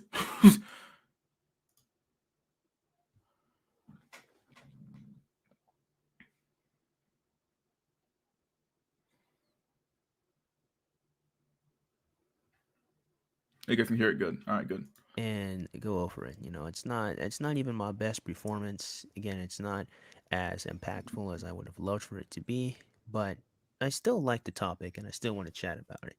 So unfortunately, Hunter, I don't think Hunter leaves his live streams up, so I can't like show you the preamble and show you everything else. But his stream was, at least at the point I arrived on, was talking about purity culture in its relation to rape culture. Now, we didn't actually get the deep dive or the association or connection between the two that I would have liked, which saddens me greatly. Anyhow, and even when I was able to get on his live stream and start talking to him, again, we didn't really even scratch the surface of that type of discussion.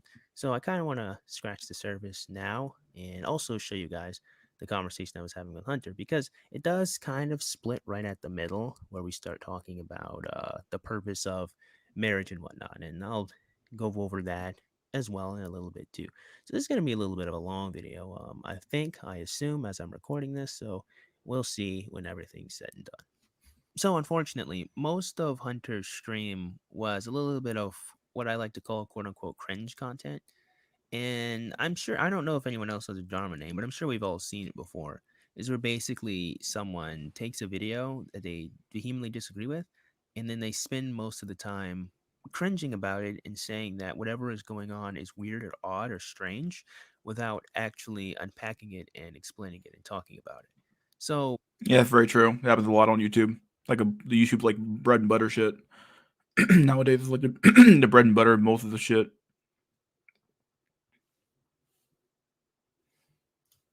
Hold on, I'm trying to push this video forward a little bit. I think I'm going to play the video. There we go. I want to go to the actual debate point. Okay, here we go. a couple of years actually.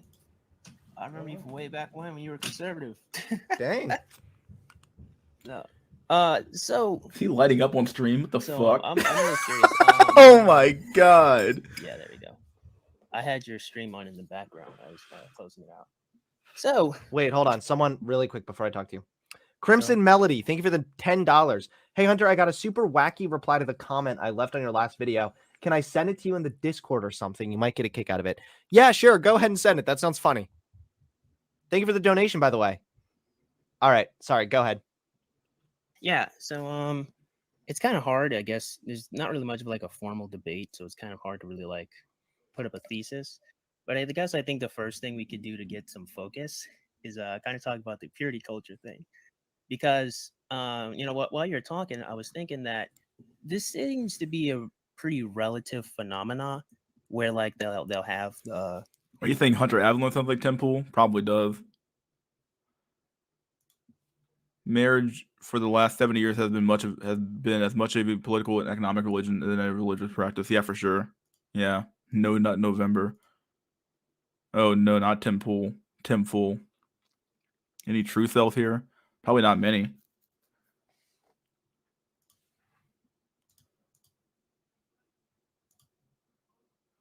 Who took the pledge? Let's take a look at this poll here. Who took the pledge? 70% no, 29% yes. What do you know? What do you fucking know? you say they'll have the balls and the dads will come with the girls and do all this stuff. Mhm. It doesn't seem like the previous generation, like your and my parents, did this stuff. So I'm thinking that I this don't seems know. like I a think response. I don't know. I think that there's stuff like this has been going on for quite a long time. I mean, throughout history, women have been kind of confined to like acting as if their sexuality is the only thing that matters. You know? I would only say partly. I think throughout history we still had the idea of motherhood and actually raising the children, taking care of children, and being in relationships. I would say that there's definitely always been a hyper focus on women sexually than on male sexually. But I don't think say purity ball specifically. I don't think that was coming until probably again like our generation. Because like I said, you gotta ask your parents, ask anyone else's parents. Like no one was quote unquote this pure. Like how I exist is my parents. They actually got married while my mom was pregnant, and then they had me. But between the rest of my family, very seldom were any of them like married. So like this whole heavy idea of needing to be a virgin, this wasn't anything I'd seen in my family. I mean, even if you're not familiar with it, that doesn't mean it's not like really common. Yeah, no, I'm not saying that it isn't common. What I'm saying is it doesn't seem like this was something our previous generation dealt with mostly, like this heavy-handed purity thing. It doesn't even No, seem that's like, definitely not true. If anything, it's only gotten more progressive now, right? Because Yeah, no, people have been really. But you say their history. as heavy-handed as having a dad go to a ball with his girl as they dance, that's not something general I don't feel. I mean, it might not be In fact, general, if but that's you- not the if you only took this aspect of it idea, either. and that's what I'm saying. I'm saying specifically if you're talking about this idea of how you're cringing about it, I think that everyone's going to see that as pretty abnormal, except the people that are there, obviously. But I don't think anyone can look at a purity ball and walk away from it like, yeah, that's a swell, grand idea. Like most people who grow up in No, like, but maybe different they think the culture. purity ball is a little weird, but they don't think but they might actually think the idea that like, yeah, women should abstain until marriage, and it makes them kind of damaged goods if they don't, and like that those ideas can still be But here's the reinforced by the thing, idea of like a purity ball. and that's true. So I think that we would have to actually start asking the question: is there a problem with having sex before you get married? And I would say, yeah, I think there's lots. Well, yeah, like he used the word damaged goods, but he's somewhat right there. Like he used the term, but he disagreed with it, but it's somewhat right. Like the problem with like women having a lot of promiscuous sex before like marriage is like because like you can't. We all know that like we've seen the chart before where like the number of partners you have lowers the amount of like it literally increases the rate of like divorce if you have like too many fucking kids, so or too many partners before you settle down with your partner for marriage. So it literally increases the divorce rate for women, especially, and for men too, but at a much lower rate. Who are these guys we are watching at Twister Raps rapping speed? I sped it up because they're slow as fuck, dude. Yeah, they are kind of slow talking. They're slow talkers for sure. I'll put it down to like 1.5.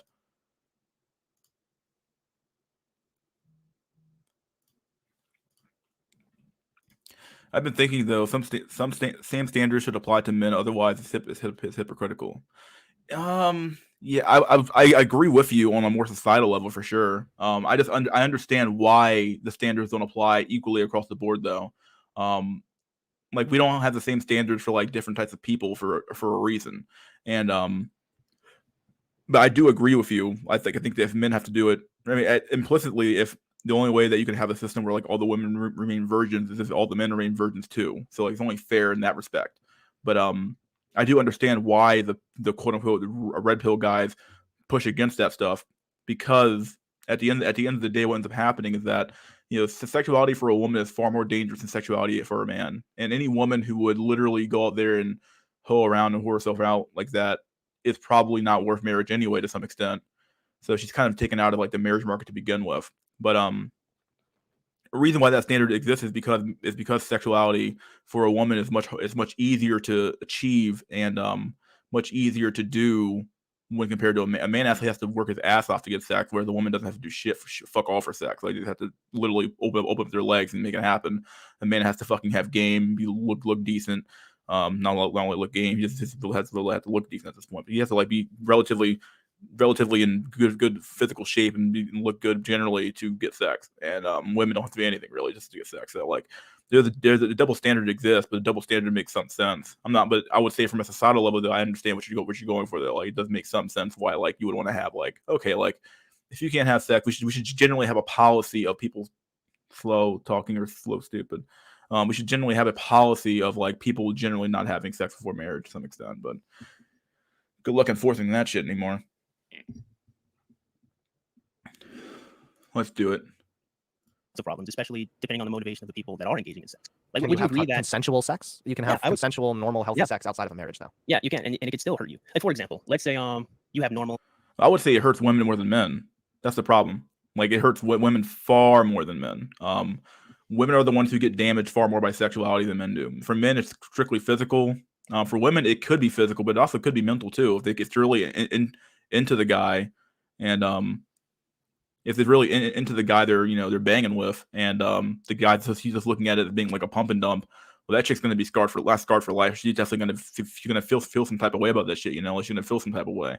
And don't act like this stuff doesn't affect women more than it affects men. Women are far more emotional than men are. So this is the reality of it. Although no one just fucking cuck, you'd probably disagree with that, but consensual healthy sex with a guy that you've been dating for, let's say, 5 months.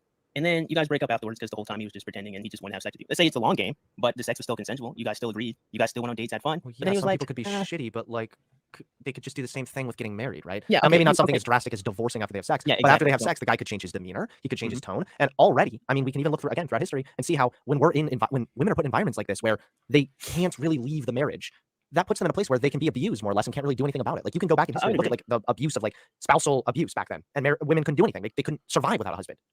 Well, yeah, I mean, I would agree mostly, but I mean, I think that's more like the way. And now there's a heavy, especially in religious circles, a heavy negative stigma around people that are divorced. I would say, yeah, because of partially purity culture.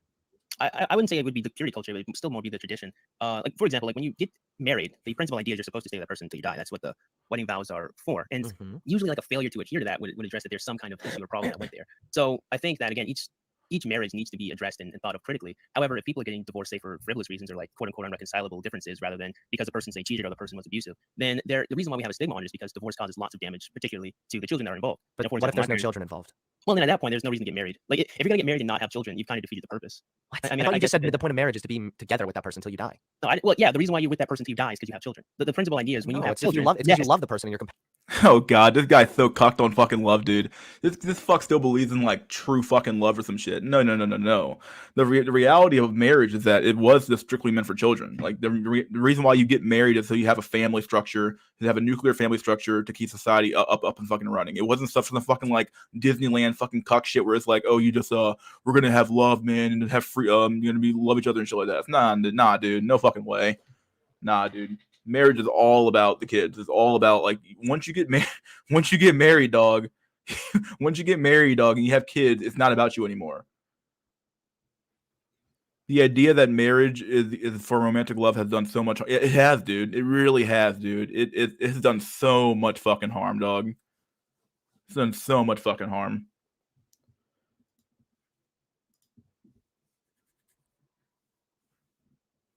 with them and you want to spend your life with them. Well, that's the way we look at marriage currently. But the principal point of getting married throughout history was to look at the responsibility that parents, mostly males, had to their children. Because with women, I mean, I guess you could abandon your child, but most women hopefully wouldn't. So it was to regulate the responsibility that we have over each other, that men have to the children they make. And that's women not the only point of marriage. Okay, yeah, colloquially, like now we look at it. No, not even like.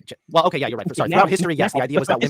Like, oh, I'm so sorry. I got a little loud there, but fuck, dude. I like how he got like really fucking mad. He's like, oh, never mind. I got to backtrack on that. Like, it's true, dude. Throughout most of history, just because something changed doesn't change the fact that for most of history, something was something. Like something actually had a purpose. And in today's modern world, we do this weird shit where it's like we just make fucking shit up, dude. It's like, oh well, the reality is that the real fucking thing for history is like it's not all about kids. It's also about stopping male sexual competition. Yeah. I mean, it has a bunch of fucking factors, dude. It has a bunch of fucking needs, but like, yeah, it has a bunch of things that it definitely leads to. So maybe we're just designed to basically be like baby machines. But that's fucked up. It's not even baby machines because I think you kind of have to not really take into consideration. Yeah, women were designed to be baby machines, and men were designed to be fucking worker bees. Wow. How dehumanizing is that to be a literal fucking tool for a woman to use to make money and to just have her life maintained? Like how fucked is that? Like that's not much fucking better. Like it's literally intrinsic to our fucking beings. I mean, that's something natural that means we have to do. But fuck, dude, like there are implications that come with our sexual natures at the end of the day. Consideration what raising a child requires if you just say they're baby machines. So yeah, so you know that that's not the only reason you get married. I reject the idea that the only reason you get married is so you can have kids. That's wrong. I agree, but we'll get back to that. But like, look at that the girl that you with. I don't know if you're married or not. I am. But okay. So is the only thing she did give birth to your children and then she just left? No. No, she feeds them. She teaches them how to read. She spends time with them. And I do. So your children, okay, yeah, you too. And that's what I'm saying. Your role as a father is important there too. So imagine you just left. You're just gone. You think that's not going to damage your children in some way? Would, but that's why you shouldn't leave your kids. Exactly. This doesn't mean that the only reason you get married is to have kids. No, So that's not what people can be stuck together for their whole life and not be married and not have kids. Like it's not the only reason married. That's not the only reason marriage exists. So you can use anything outside of its intended function, but it doesn't change what the function is. So yeah, I could get married. So you're saying because marriage was created to make sure that people raise children, that marriage still to this day exists so that people can raise children. Wouldn't this be like the origin thing? I would still say that it's mostly its purpose. I would say personally, if you got married to not have children, you wouldn't need to, in my humble opinion. So you could have sex. You could, but I mean, I don't see why you would need to. You could, but I mean, the only thing you get out of that is just sexual pleasure. You could do it, but it just kind of just begins and ends there. I think that I just don't know how you can say it's only for kids. Usually people get married and then the developing and good healthy relationship between the partners is what then fosters the healthy environment for a child. Like it doesn't need to be tied to marriage necessarily. So here's the thing. When we look at relationships, there are more things than the one sentence I said. To have children, to raise children, requires more than just having sex. It requires you to be present. It requires you to teach them. It requires more of you to be married and not be present. And you can be not married and be present. So you could be in a bad marriage. You can have a bad relationship, but it doesn't change in principle what it requires in order to be married and have those relationships. And the principal point is to have children and raise them. I don't know that's the principal point. Like we just explained throughout history, that was the point. Oh, let me see his rebuttal here. Hold on. The reason why it was created was for that purpose. So when we have all these different elements there, which I think we kind of lost a little bit of the point because we're talking about purity culture. But my point was that having sex with numerous people prior to can be damaging to everyone, not even just women. And we're specifically talking about ladies, but it can be damaging, I think, to anyone. Having different. Well, he's definitely right here. We've seen the data for this, but yeah, that's true.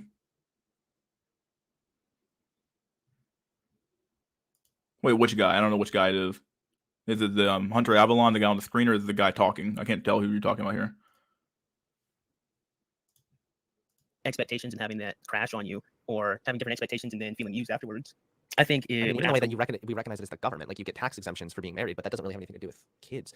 I No, it mean, doesn't. I mean, that's there, more of just an if in the, incentive for the I guess I kind of reject this idea, just that because this is how it used to be, that means it still has to be that way. I That's know it's not- kind of like a that's faux not my pas to point. use the word like fallacy in the debate or whatever, but like this is arguably called the fallacy of origin, which means because that was my point, though. yeah, it My was point because wasn't- something no, my started point this way, wasn't that it still therefore is that way. That No, wouldn't really be fair I because already conceded. No, I already conceded that people don't use it that way. They really don't. And I think no, that's but marriage bad doesn't personally, even mean but- that anymore. That's not the only purpose of marriage Yeah, anymore. but I would say that kind of weakens its purpose in general. And I would argue that because people aren't using it as such as Yeah, he's getting demolished here because he's disagreeing. Video link, please. So you want to see the video link? Fine, I'll post the link in the chat. Here you go. You don't want to hear it on double speed? Fine. There you go. Here's the video link. Privately, without marriage, monogamy without marriage has worked for me, but I suspect a lot of people are kind of inclined to be poly or just single. They don't know how to explore that. Video. This guy's such a tool. Which guy? Hold on. Dusty. Did Dusty respond yet? I can't. Okay. I would say that the principal portion of reason for marriage is that beyond the kids, like Jack said, it's really just a social cohesion, social lubricant or social glue that keeps people together. And for traditionally, I believe it was mostly used to like combine families. So like you would have family A and family B, and depending on the power of the families, you might have a baron and a fucking duke, and they might need each other. And they would use their daughters or sons to combine the families to make things better. as I've already laid out, is also its own issue. So I understand perfectly well people aren't using it to have children. I think that's kind of the problem. I think the problem is the fact that because it's lost its function and purpose, it becomes a lot weaker. Okay. So that being said, I think we're going again when I was talking about like having sex like outside of your hold on. I guess the biggest thing is that just because something changed doesn't necessarily mean that it's changed for the better. Just because something has changed its function, dude. So like it's no longer a thing anymore, dude. So because the marriage now means you live in a cuck house and you get cucked by your wife. Okay, like let's say that happens. That doesn't make it better.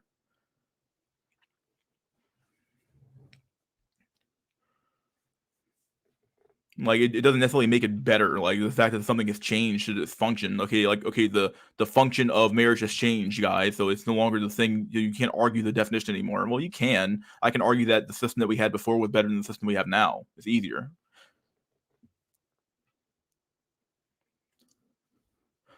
Guy over the phone is giving a nice defense of what marriage is supposed to be. Sadly, the soy jack is how most people see it now. There is no reason for marriage if not religious now.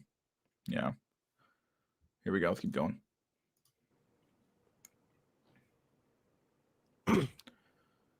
Yeah, my niece wanted me to cook her some food, so right. I'm gonna chat with you a little bit more, and then I'm gonna go. Well, it's all right. I got to split anyway. I think that just if things work You on know that way what, doesn't actually- mean that it has to be that way. And I also How would be about really this? curious to know. He just ran back to that his best point, which is that just because something is doesn't mean it has to be that way today. But just because something has changed doesn't make it better or worse. But I guess they're not arguing whether it's better or worse. They're arguing whether or not it was whether or not like what the definition of marriage really is. In which case I think Baz is going to lose that debate to some extent because like in today's a relativistic world where it's like nothing has a definition anymore, you can just change the definition of the word to be whatever you need it to be today. So like if your definition of marriage is this and someone else disagrees with you about that definition, then it doesn't really matter then. So yeah. Why it's even a problem if married people don't have kids. I think one, it makes it a lot easier to leave those marriages, and so it kind of binding your life to someone. Isn't that super unhealthy? You should be able to. You should want to stay with your partner. Yeah, but like the whole thing about like I don't really have an issue with people who don't want to have kids or want to like somehow like use marriage as like a love thing to like use it for like love. I don't necessarily have an issue with that, but it doesn't change the fact of the matter that like those marriages are just kind of like you're just kind of like I mean, what's the point in that at all other than getting the tax deduction? Like you might as well just like not have gotten married at all. Then like you can get like a civil partnership and have the exact same thing happen with that same shit. I believe. I think do those have the same protections that marriages do? I'm not even quite sure about that. Shouldn't need kids to like anchor you yeah, down. That's true. But I mean, at the same time, it does become easier to leave. It doesn't really have the same weight or value in society without that. So I would say a marriage without kids is like, what's the point of it? I mean, like it really is like a waste of time to like go through the whole pomp and circumstance of a marriage and go to the fucking ceremony and like show up and then like we're gonna get married for the love. It's like okay, that's kind of funny, but I mean, it's kind of like, what's the point though? Like, what was the point of you putting in all that time and effort for like no kids, no eggs, like no offspring?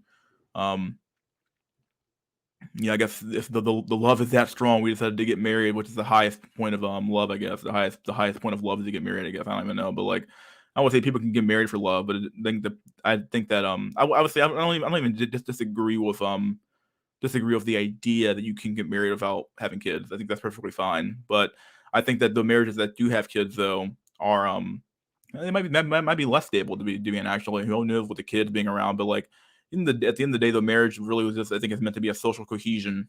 It's meant to hold people together, hold families together, and hold society together. The nuclear family used to be the bedrock of our society, and now it's slowly being eroded away. Let me see what he has Well, to like, if you're say not here. This is kind of a children- weak reason why, because that's kind I of the don't- flaw of I a don't think partner so. then. I don't think so. But no, I think we could actually, if you're about to leave, then we could probably go on Twitter and find a better time to talk. Yeah, maybe another time, man. Either way, appreciate you coming on. See ya. Now, the reason why I said that it's possible to get married and not have children, well, actually, I technically didn't say that. Was Hunter's point, is that marriage wasn't, quote, the only reason to get married wasn't to have kids. And I agree that technically that's true. However, the main idea, the main point, the main reason for the institution, above all else, is to have a family. It's either to combine families that exist, or it's to create a family and then raise and protect your children and protect your family. That's its point. That's its purpose. And while it can be used politically, and while Let's see. You can have love and community without everyone being in a nuclear family. Kids in history have long been raised around the whole community, not just their house. But that still happens today, though. Like I remember being in my neighborhood, like the nuclear family still needs to be involved, though. Like at the end of the day, like you can have all that stuff around, but like I remember being a kid and having my neighbors used to talk to me all the time, and like neighbors used to actually be neighborly and like kind of like police the whole neighborhood. That doesn't happen anymore nowadays. If your parents aren't disciplining you, some dude in the street's not gonna do it either. At the end of the day, it's true. So you end up with like these weird situations where it's like, yeah, if back in the day where you actually had a community, which communities are made up of what people made up of normally smaller families, then like typically, yeah, you would have that, but you don't even have that anymore. You don't even have this. Like, and everybody doesn't necessarily need to be in a nuclear family per se, but it definitely helps keep a society cohesive for sure. Let's go, Brandon. Oh, here we go. That's definitely a really good meme, actually. It's a good, a good meme. Let's go, Brandon. It really is a good meme.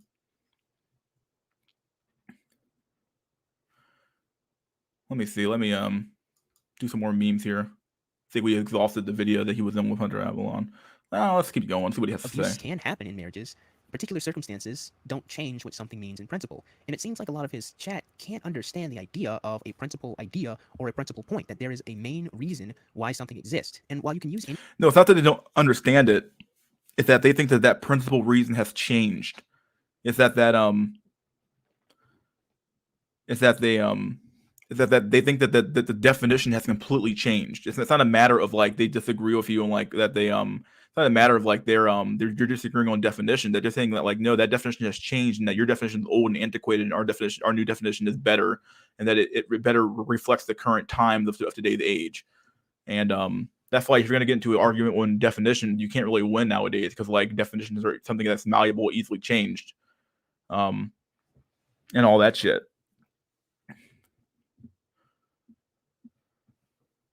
And all that jazz. Whereas, like, if you argue about the betterment of or the how much better your system was, back in the day, how much better your system was with a better definition. Maybe you can argue that your definition is better, and you can argue about the effects of your definition being what it is, and you can argue about the effects of having your system be what it is. You can argue that those effects were better for society than the current system is. But if you're going to argue about the definition with a leftist, it's going to be kind of hard because they don't really. They believe in definition, but they kind of like they very much like don't like I don't know, they very wishy-washy with it for sure. anything, again, outside of its intended function or purpose, it doesn't mean that its main core is different. Yeah, he's going to lose to a leftist with the word intended function because they're going to say, okay, what's the intended function of a screwdriver? Well, it's to screw in screws. Well, you could argue that, okay, that's true, but you can also use it as a weapon too. And they're going to argue and say, like, well, then the definition of a screwdriver really is this, and this. And then you're getting so fucking far down to the weeds arguing about a definition that it gets really fucking absurd. You're starting to get to levels of absurdity that shouldn't even be possible. I'll be back in a minute, guys. Give me a sec. Leave the chat on. Actually, I'll just intermission this real quick. We'll do a part 2 for this. Here we go. Intermission. Oh, it's covering that. Fuck. Well, whatever. We'll do this. Move screen. I'll be back in a sec, guys.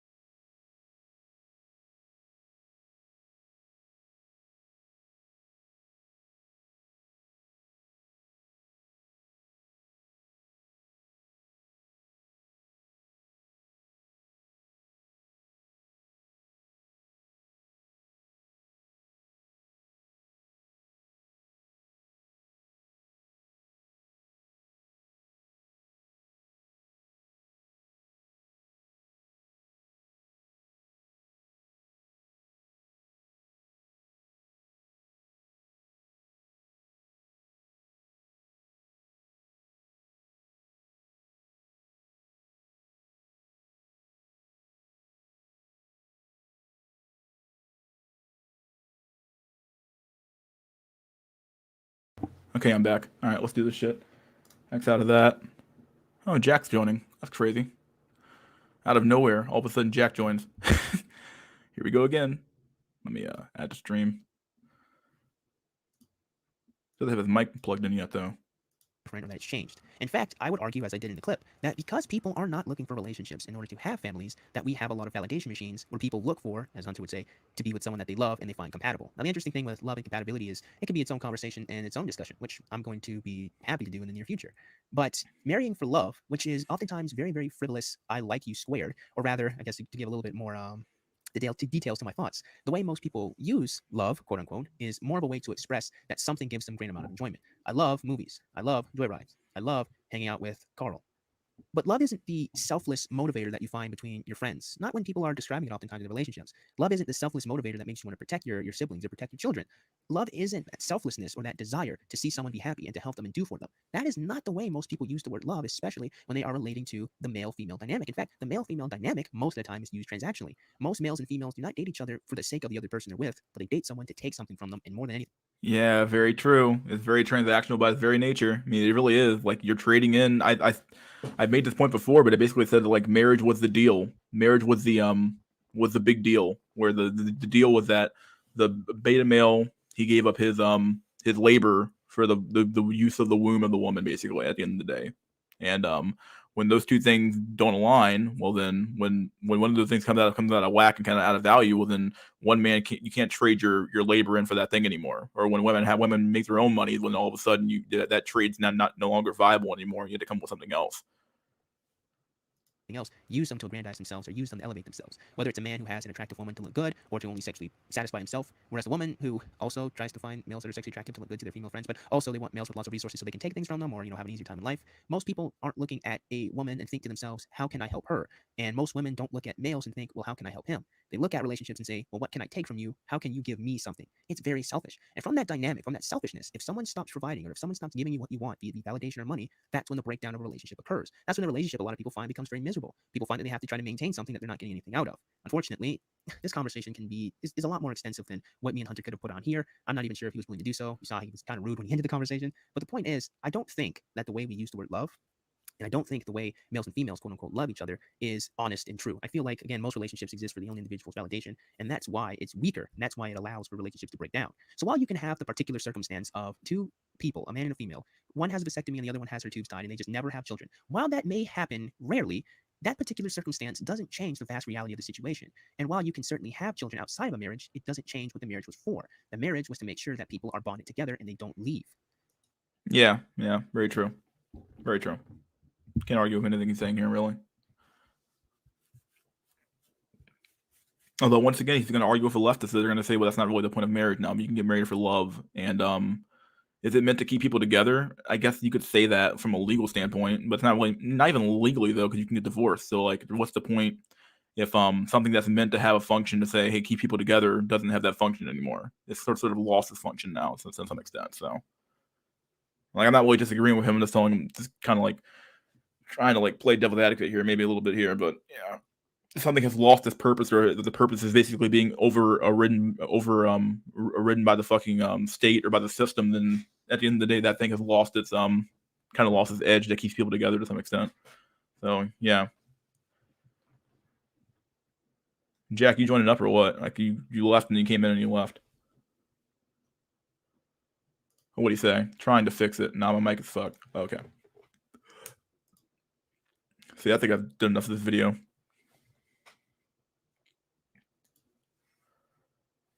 Pretty good video though. Pretty good.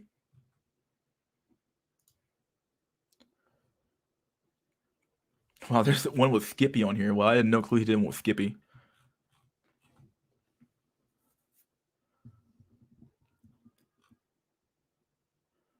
Albania? What the fuck is going on with Albania?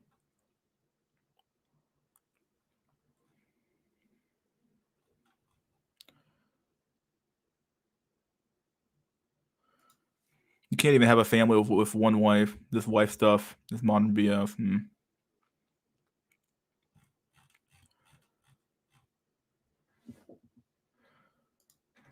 Can you talk about your relationships? Which ones? God, the last one, long-term one I had really that was that existed was back when I was in like community college, like years ago, and probably the best one I ever had. It lasted a pretty long time. It was before I got huge, before I got really extremely fat, and it went pretty well. It was like pretty good vibe. Well, the vibe, you know, we use that dumb word, but very, very good. We had a good relationship going on there, and I was broke, she was broke, and we were both community college, and it worked out pretty well. And then we both moved. We both went to different schools. She went on campus, and I went to some school out of state, and I was going to be in state. And it's like, okay, well, we probably need to like. I think we tried to maintain it in the long run, but it didn't like work out. Like it just didn't happen. So we just kind of decided to like. It's definitely more like mutual. We both kind of broke it off. So yeah. How did you get over the breakup? I mean, God, breakups are not. It's not like it wasn't that dramatic. I guess because it was mutual, it wasn't nearly as bad. Like had we just like broke up, like she was just like, oh yeah, I'm gonna break it with you, boy, or whatever name is, you know, like I would have been like, fuck, like I would have been like pretty butthurt. But because it was like we both came to realize that we couldn't maintain this long-term thing while we were going to college, we kind of like said fuck it, and you know, broke it off. But I mean, not LTR, but long distance relationship, LDRs, or not late on the rot, but long distance relationships really do suck. Like they are hard to maintain because like, you know, you have to like somehow maintain physical and what's it called? Physical and emotional not stability, but compatibility over a long distance, and it can definitely cause a lot of fucking issues for sure. Chat out, yeah, yeah. It wasn't easy. Like I didn't date for a while, and I gained like a lot of weight when I was going to so I didn't really have like a jump off to like go to. So I kind of like just like maintain like not maintain. I gained like a lot of weight going to like going to university and all that shit. So what races do you match with? Okay, I mostly match with black women, and the black women I do match with tend to be like first generation immigrants, which is fucking weird. It's like the only people I ever matched with, dude. It's really odd. Chicks from like Nigeria, chicks from like Haiti or some shit. It's really fucking weird how I tend to match with these girls, but chicks from like Uganda, I'm like, what the fuck up with this shit?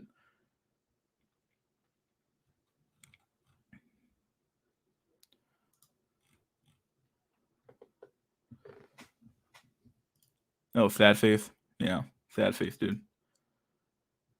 Should you stay together for the kids? Are you asking me that or what?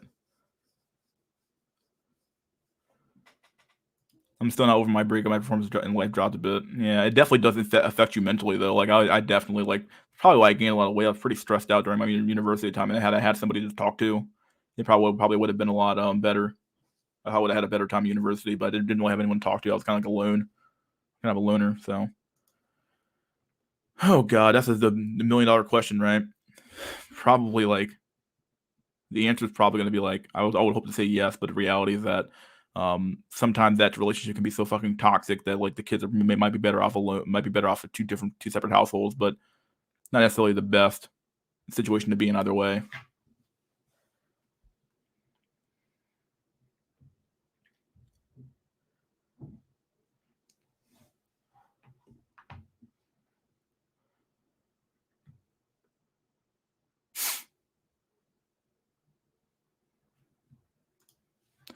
There's more memes. We got plenty of memes here. Fuck it. Oh, did you the lobster? So you see the fucking lobster? The lobster is the hierarchy for human beings, and if you just become a lobster and you walk around and you lobster around, you'll find truth in strange places where you'll find Allah and Buddha. And when you read the archipelago, Gulag Archipelago, when you read that book, you're gonna come to realize that your life sucks and life is suffering, and life is all this stuff. I mean, like, what do you think? I mean, I hate to make fun of the guy, but it's kind of what he sounds like, dude. Fucking lobsters, like fuck. When you consume the lobster, when you consume the lobster pill, take the lobster pill. Clean your fucking room, bucko. I swear you better clean your fucking room. Here we go. This is pretty scary, actually. Look at this. She didn't SWAT, and she's pulling out she's pulling out her bullets to load her. It's like, is this a, what is she doing? She loading on the spot? We're in an emergency situation. She's loading on the spot, dude. What in the fuck? Is this real? Can't tell if this is real or not, dude.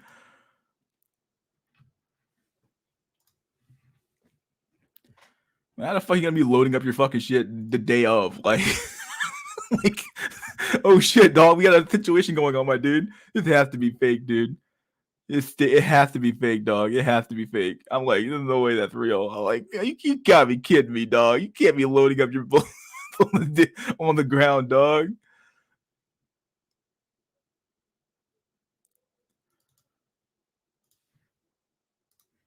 This one here, I hope is fake, but it's not fake. It's probably not fake, dude. No way this one here is fake. Look at this shit. Haters. You have to. You have a genetic disorder. You shouldn't have a baby. Okay, so here we go. And she had a baby. I proved them wrong. It's like, no, you proved them wrong, and you then again, dog. Like, it's a girl, so like she might actually make it out. Like, the sad part about that, dog, it's a girl, so like she might actually be okay. Like, believe it or not. Like Barney Fife carrying his bullet in his pocket. Yep, very true.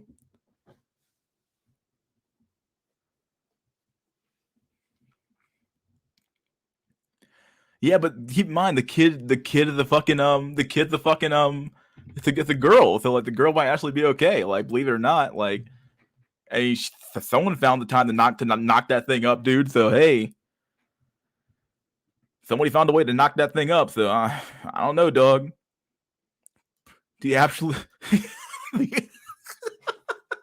the absolute state of Pookie standards. Dude, Pookie has zero standards, dog. Pookie just dropped down to fucking nothing, dog. Pookie's literally oh god. They still get more matches than us. It's true, dude. Yes, she will be smashing with NBA players soon. Oh, sweet Jesus. Juggernaut Law ensures she breeds. Yeah, basically, dude. Clown World. Yeah, tell me about it, dog. Fucking the Clown World's too much for me, dog. Yeah, here's the reaction right now, dude. Here's our fucking reaction. This is the real reaction we all have. My God. Even Honkler can't handle it anymore. He's like, what the hell, dude?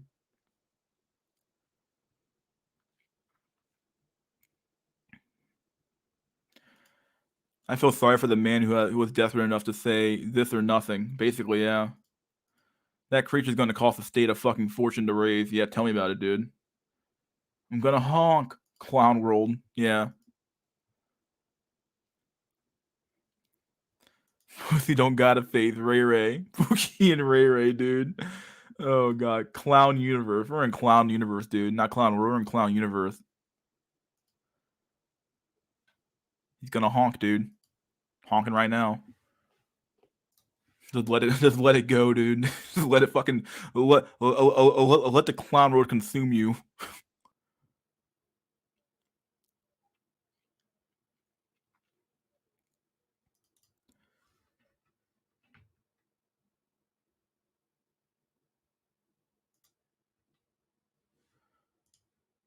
Here we go. My ex ended it over. Let me put this down here. My ex ended it over the weekend. I don't know. It wasn't my fault, but I feel incredibly guilty. Trigger warning. TW. It's suicide or self deletion. Long time lurker here, but I needed to get this off my chest. My ex-husband killed or deleted himself over the weekend. I'm still in shock, not totally sure how to handle this. I know it's not my fault, but he had the worst year of my life. He has had the worst year of life. Contracted Chad 19, lost his remaining family. In the time since was separated, while I had the best year of my life. Started dating women. What? What's going on? Started dating women. Exciting new city, new job, and new city. Finally feel like myself for the first time. I don't know what to do. All week I've been emotional wreck. I know I didn't do this to him, but I know if I had been there, he'd found a way through it. He was the kindest, gentlest person I ever knew, and even when I asked for a divorce, he was devastated, but genuinely wanted me to be happy and was trying to be optimistic about the future. I don't know how to move past this. Well, yeah.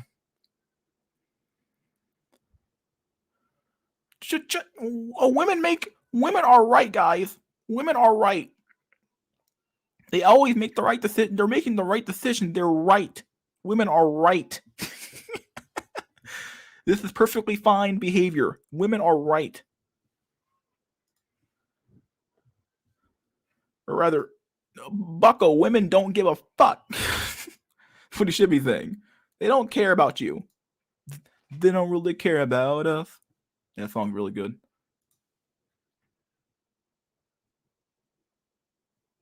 This is from our late bloomer lesbians. Oh, here we go.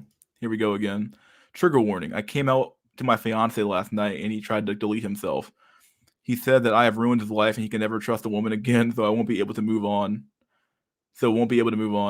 Doesn't want to see me raising our daughter with another person or have to share custody and not have a stable home for her like he always wanted for a child. As a child, everything I was scared of happening if I told the truth has happened. The hospital just let him leave with the promise to call it this morning to basically make sure he didn't succeed in the night. So he's home. That doesn't sound right. Most places when you try to commit suicide, they try to like keep your ass, dude. No fucking way they're gonna let you fucking go, dude. So he's home and begging me to stay here and not go home, go to my mom's like I planned. I feel so trapped and guilty. If I go, I am deleting my daughter's father, but I can't stay here and pretend it's how he wants it to be here. Now I have said it. No point to this. Just needed to vent to people here. Posts have been kept me going for the year. Edit. Thank you everyone for your kind word. Literally sat crying reading them. Going to my mom's as soon as I can manage with Chad 19 and everything. Have reached a few close friends to try and make sure they're here to support him when I go. I know that he's trying to manipulate me into staying and saying anything he can to make me stay. I love keep focusing on the future, on how good it feels to be able to be free and love who I want to love. Aww. Aww. She's free now, guys. Doesn't really matter what you do. Women reject you now or later. Yeah, basically. Based name. Oh, God. Pretty funny.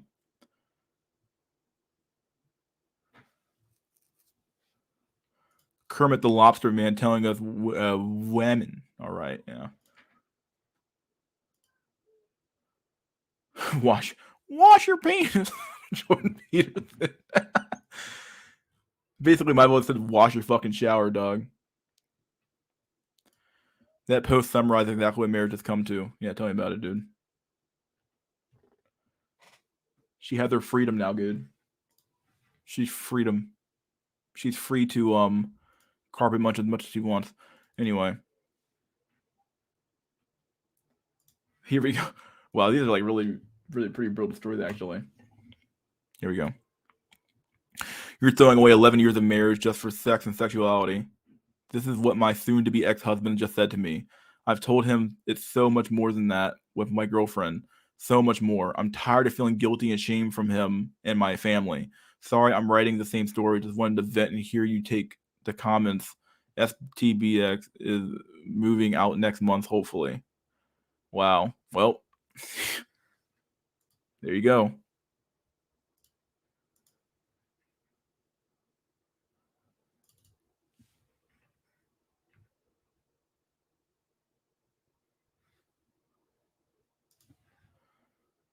All I really know is that they don't really care about us. Here we go, guys. Here we go. Adultery. Oh, our adultery is going to be perfect for this fucking place. My partner is bad at sex, and lately I've been thinking about my ex. He's a great guy, but for some reason we just don't click in the bedroom. He is on the small side, 5 to 6 inches, and that's part of it. But I don't know. He just doesn't do it for me. He uses fingers, toys, does oral, and all that, but I don't know if it just doesn't work. My ex was a very selfish lover and would just take me and do what he wanted. Wow. He was also much bigger. Oh, here we go. The D pill.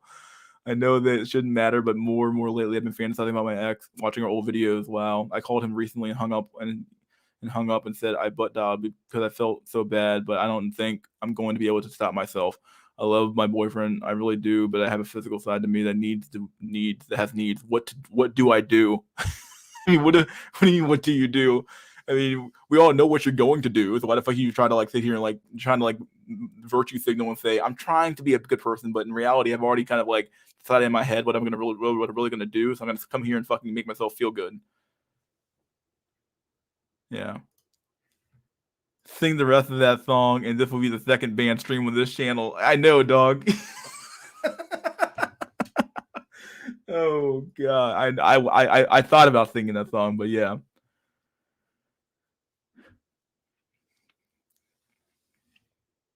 We need white pills. There are no white pills, my dude. There's no white pills in Clown Town, my dude.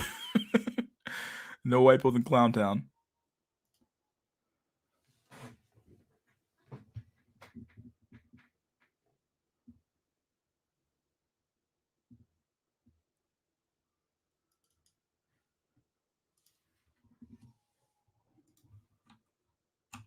Here we have the great universal Pepe of justice. Look at this shit, dude. The all devouring Pepe ate the whole fucking soul galaxy.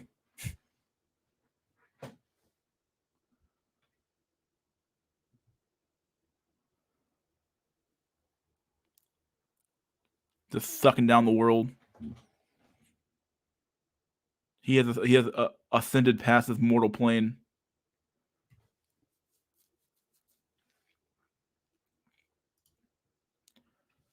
Pepe Eternal.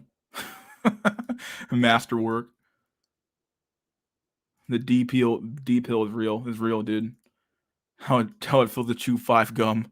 Well, that's a good Pepe. Yeah, dude. Look at this shit. It's rare. It's a rare Pepe. Look at this shit. Oh, he ate the whole fucking thing, dude.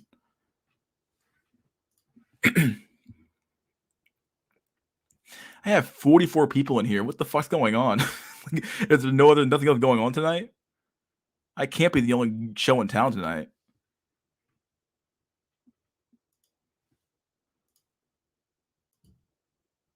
Here we go. I exist to provide labor to my employer. In return, I receive just enough money to provide for the basic shelter, food, and transportation so I can return the next day and labor for my employer again. I will do this day after day and be thankful for the privilege.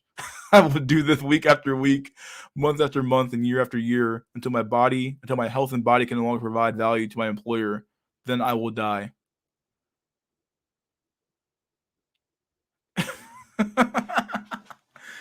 Oh my god. Brutal. That's the Wojak of death, dude. Look at this Wojak. He's like, look at the hair. He's like, fuck it. Hasn't shaved in like fucking 3 years.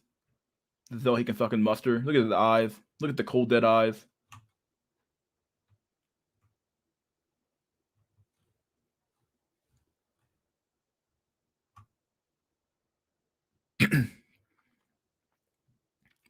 But you have technology, so you can't complain. Yeah, no way, dude. 80% of men's lives nowadays. Very true. Yep. The mirror Wojak. The one, the mirror one. Oh god, looks like me. Putrid Wojak.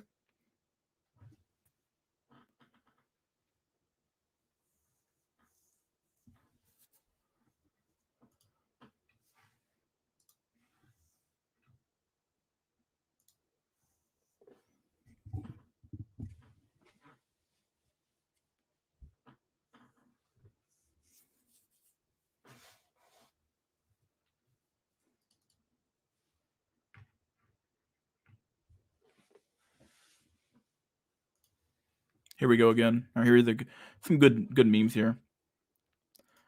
How bad do you think the U.S. economy will get in our lifetime? I mean, I'm thinking like pretty fucking bad, my dude. Like, where else can we fucking go but down at this point? We've like everything's so fucking inflated right now, dude. Housing prices are fucking inflated. Keep printing up fucking money. They can only do that for so long. Like, I don't know, dude.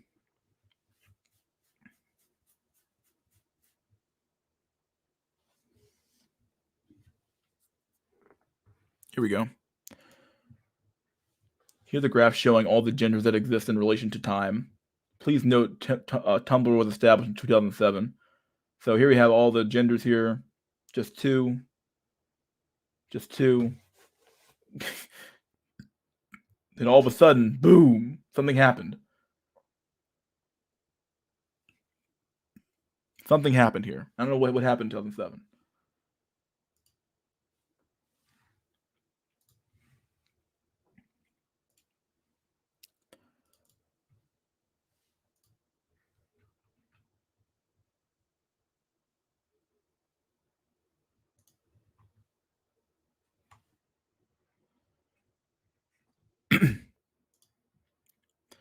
Graphs like that always come down the same way, lol. Yeah, basically.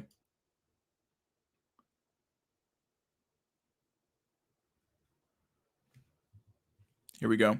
Another one. The New York Times Chronicle, which mapped out the percentage of Times articles included specific words over the years, showed that they didn't start pushing the term until around the mid 1960s. So these racism, sexism, and transgender. Well, trans is very recent, but all these terms here, let's see, in 1960, all of a sudden there's like a big jump, which makes sense. 1970, big jump in the word sexism. And early 2000s, 1990s, 2000s, big jump there. Look at these curves, dude. As the Times Chronicle feature produced embarrassing results such as the above, the viewers was disabled shortly after its release, but the newer independent software has been similar results. Wow. So yeah, it's all this manipulation, dude. It's a big, huge narrative. All it really comes down to. You control what people read, what they know. You can control what they think.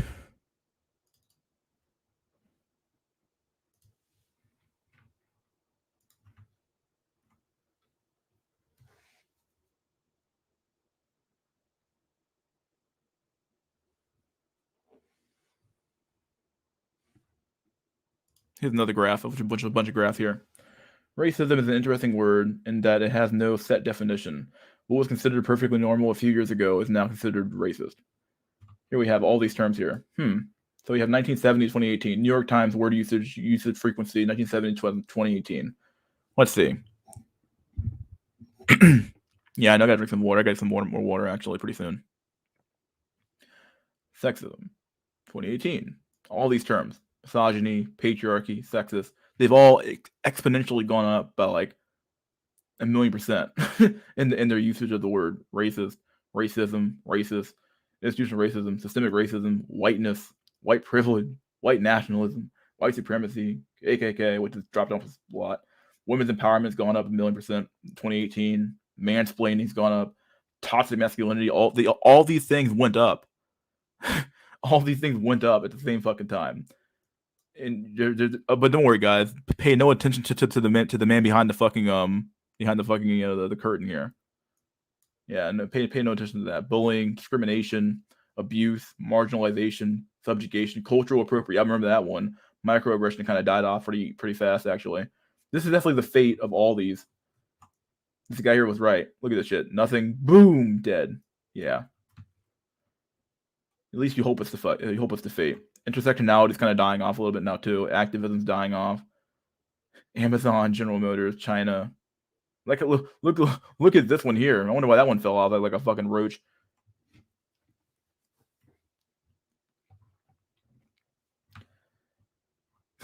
Look at the term church. This dropped like a fucking rock, dude. Sea change, yeah, climate change, yeah, going up quite a bit. Radio's gone down. Oh, look at this one here though. Ooh, sex is huge.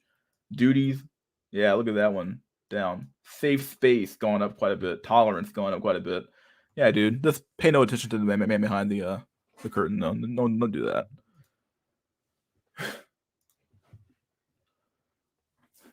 AIDS, Atlanta. Don't get me wrong, the corporation these days are an enemy, but socialism, in my opinion, isn't the answer. No wives, no work.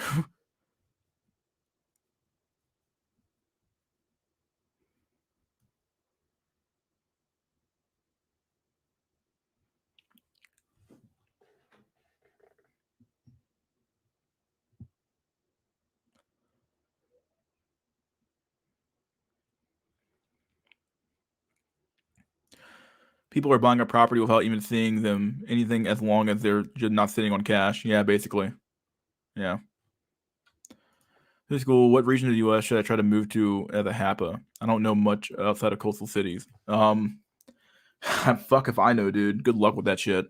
How much of a HAPA are you? Are you like, I mean, I know what that means, but like, are you like what do you look like? That's the real question. Like, they do that, the look of them stuff here, but what do you actually look like? Are you like more white than Asian? Or are you more Asian than white?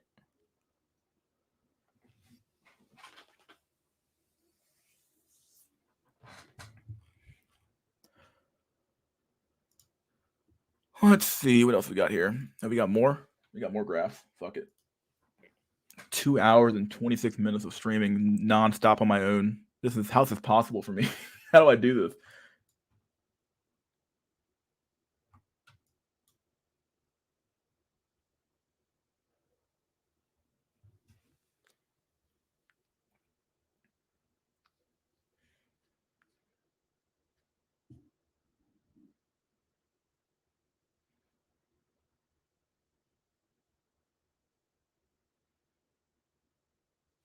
I think I'll skip this one here for now. I think I've done this one before, actually.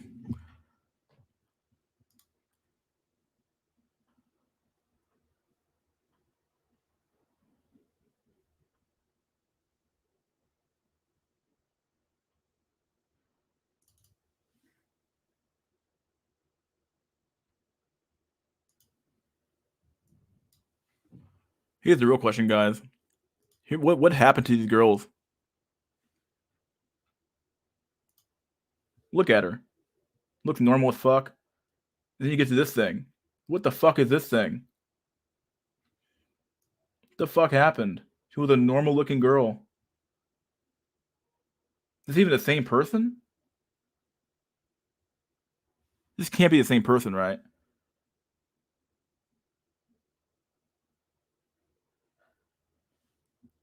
This can't be the same person.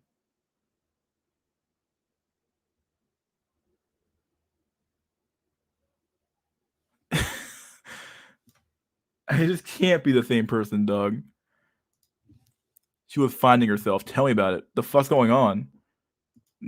They, them mystery, please. I'm sorry. Who is they? The fuck is going on? Yuck. The absolute state of Becky. The fuck happened, dude? Yeah, she was a basic Becky back here. She was a really, really basic Becky. Extremely basic Becky. Yeah, she wasn't like a 5, probably a 6. Not very impressive, but like not ugly either. Just kind of like normal looking. And like now we get to hear she looks normal here, and all of a sudden we get to hear what the fuck happened to you? It's like she realizes there's nothing fucking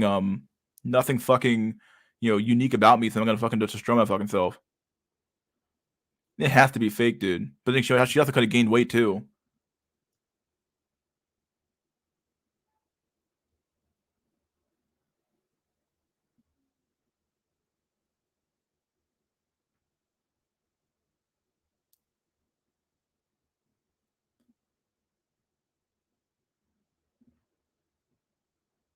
What is going on?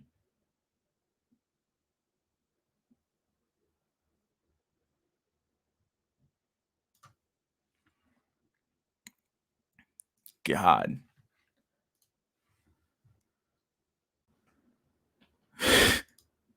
Can't be fucking real, dude. The fuck happened? Non-stop streaming. Let's see. What else we got here? What picture is this? Okay, I'll skip that one for now. Oh my god. What meme is this?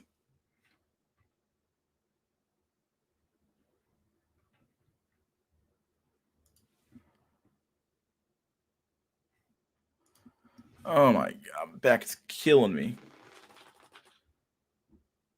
Oh god. I'll be back in a sec. I gotta get some water. I'll look. Someone joined the chat down here. I'll let them in once I'm gonna get back.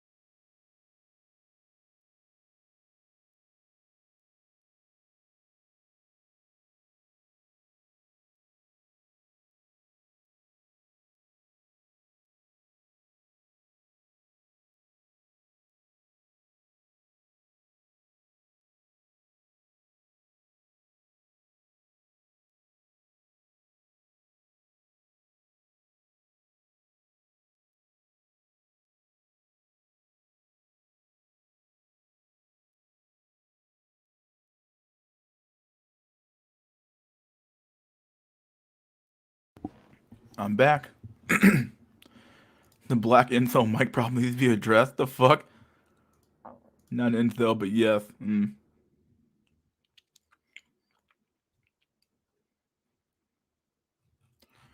we go. Let a guy in. What's going on, Shift? Nothing much, my friend. Just was on a roast stream last night. It was pretty funny, but now I noticed like some weird, wild action going on with the markets. It's very chaos. It's just chaos, man. But what's really strange is there's companies that are making hands over fist of money, but they're still getting destroyed with earnings. So usually when that happens, that means like the market is prepping for something big happening in 2022. I just feel it in my bones. Like Major correction, basically. like probably bigger than the COVID thing. Yeah. But the thing is though, there's no reason to panic because with the amount of money that they're printing, right? Yeah. The money like the way the market is going to move, it's just going to recover 2x as fast. So those who panic and don't actually buy at those cheap prices will lose, man. It's just it's going to be a wild ride, man. Like it's going to be like a flash crash, basically, like a really quick flash crash, and yeah, back to normal. Yeah, exactly. Yeah, there's going to be a lot of like. What's going to be really interesting to see is the Robinhood crowd. What they're going to do? You know, are they going to chicken out? Are they going to fucking just buy their meme stocks and then watch their meme stocks go to zero? Like, yeah. yeah, it's just it's going to be very interesting. But I think like probably 90% of them are going to lose. So it's going to be some chaos. But I think until then, it's just going to be free gains. So if you're in the Yeah. market, enjoy, and 2022 is going to be the year that's going to test everybody. Yeah, really interesting year for sure. It's definitely a I mean, this year was insane. Honestly, like I cannot believe how fucking high the market is right now. I mean, really, it's like fucking insane. So, Oh, like, you have yeah. seen nothing yet because I was listening to the Fed chairman talking about rates and shit. They said they're going to slowly taper. Yeah, taper. I'm yeah. like, but they're still printing billions. Like, they're still buying billions of bonds and shit. I'm like, wow, the way they use their words is incredible. They're not. And the real question is, if they taper and they see like a correction happening, are they going to like just totally renege on that and go back to doing what they were doing before? I guarantee you they will.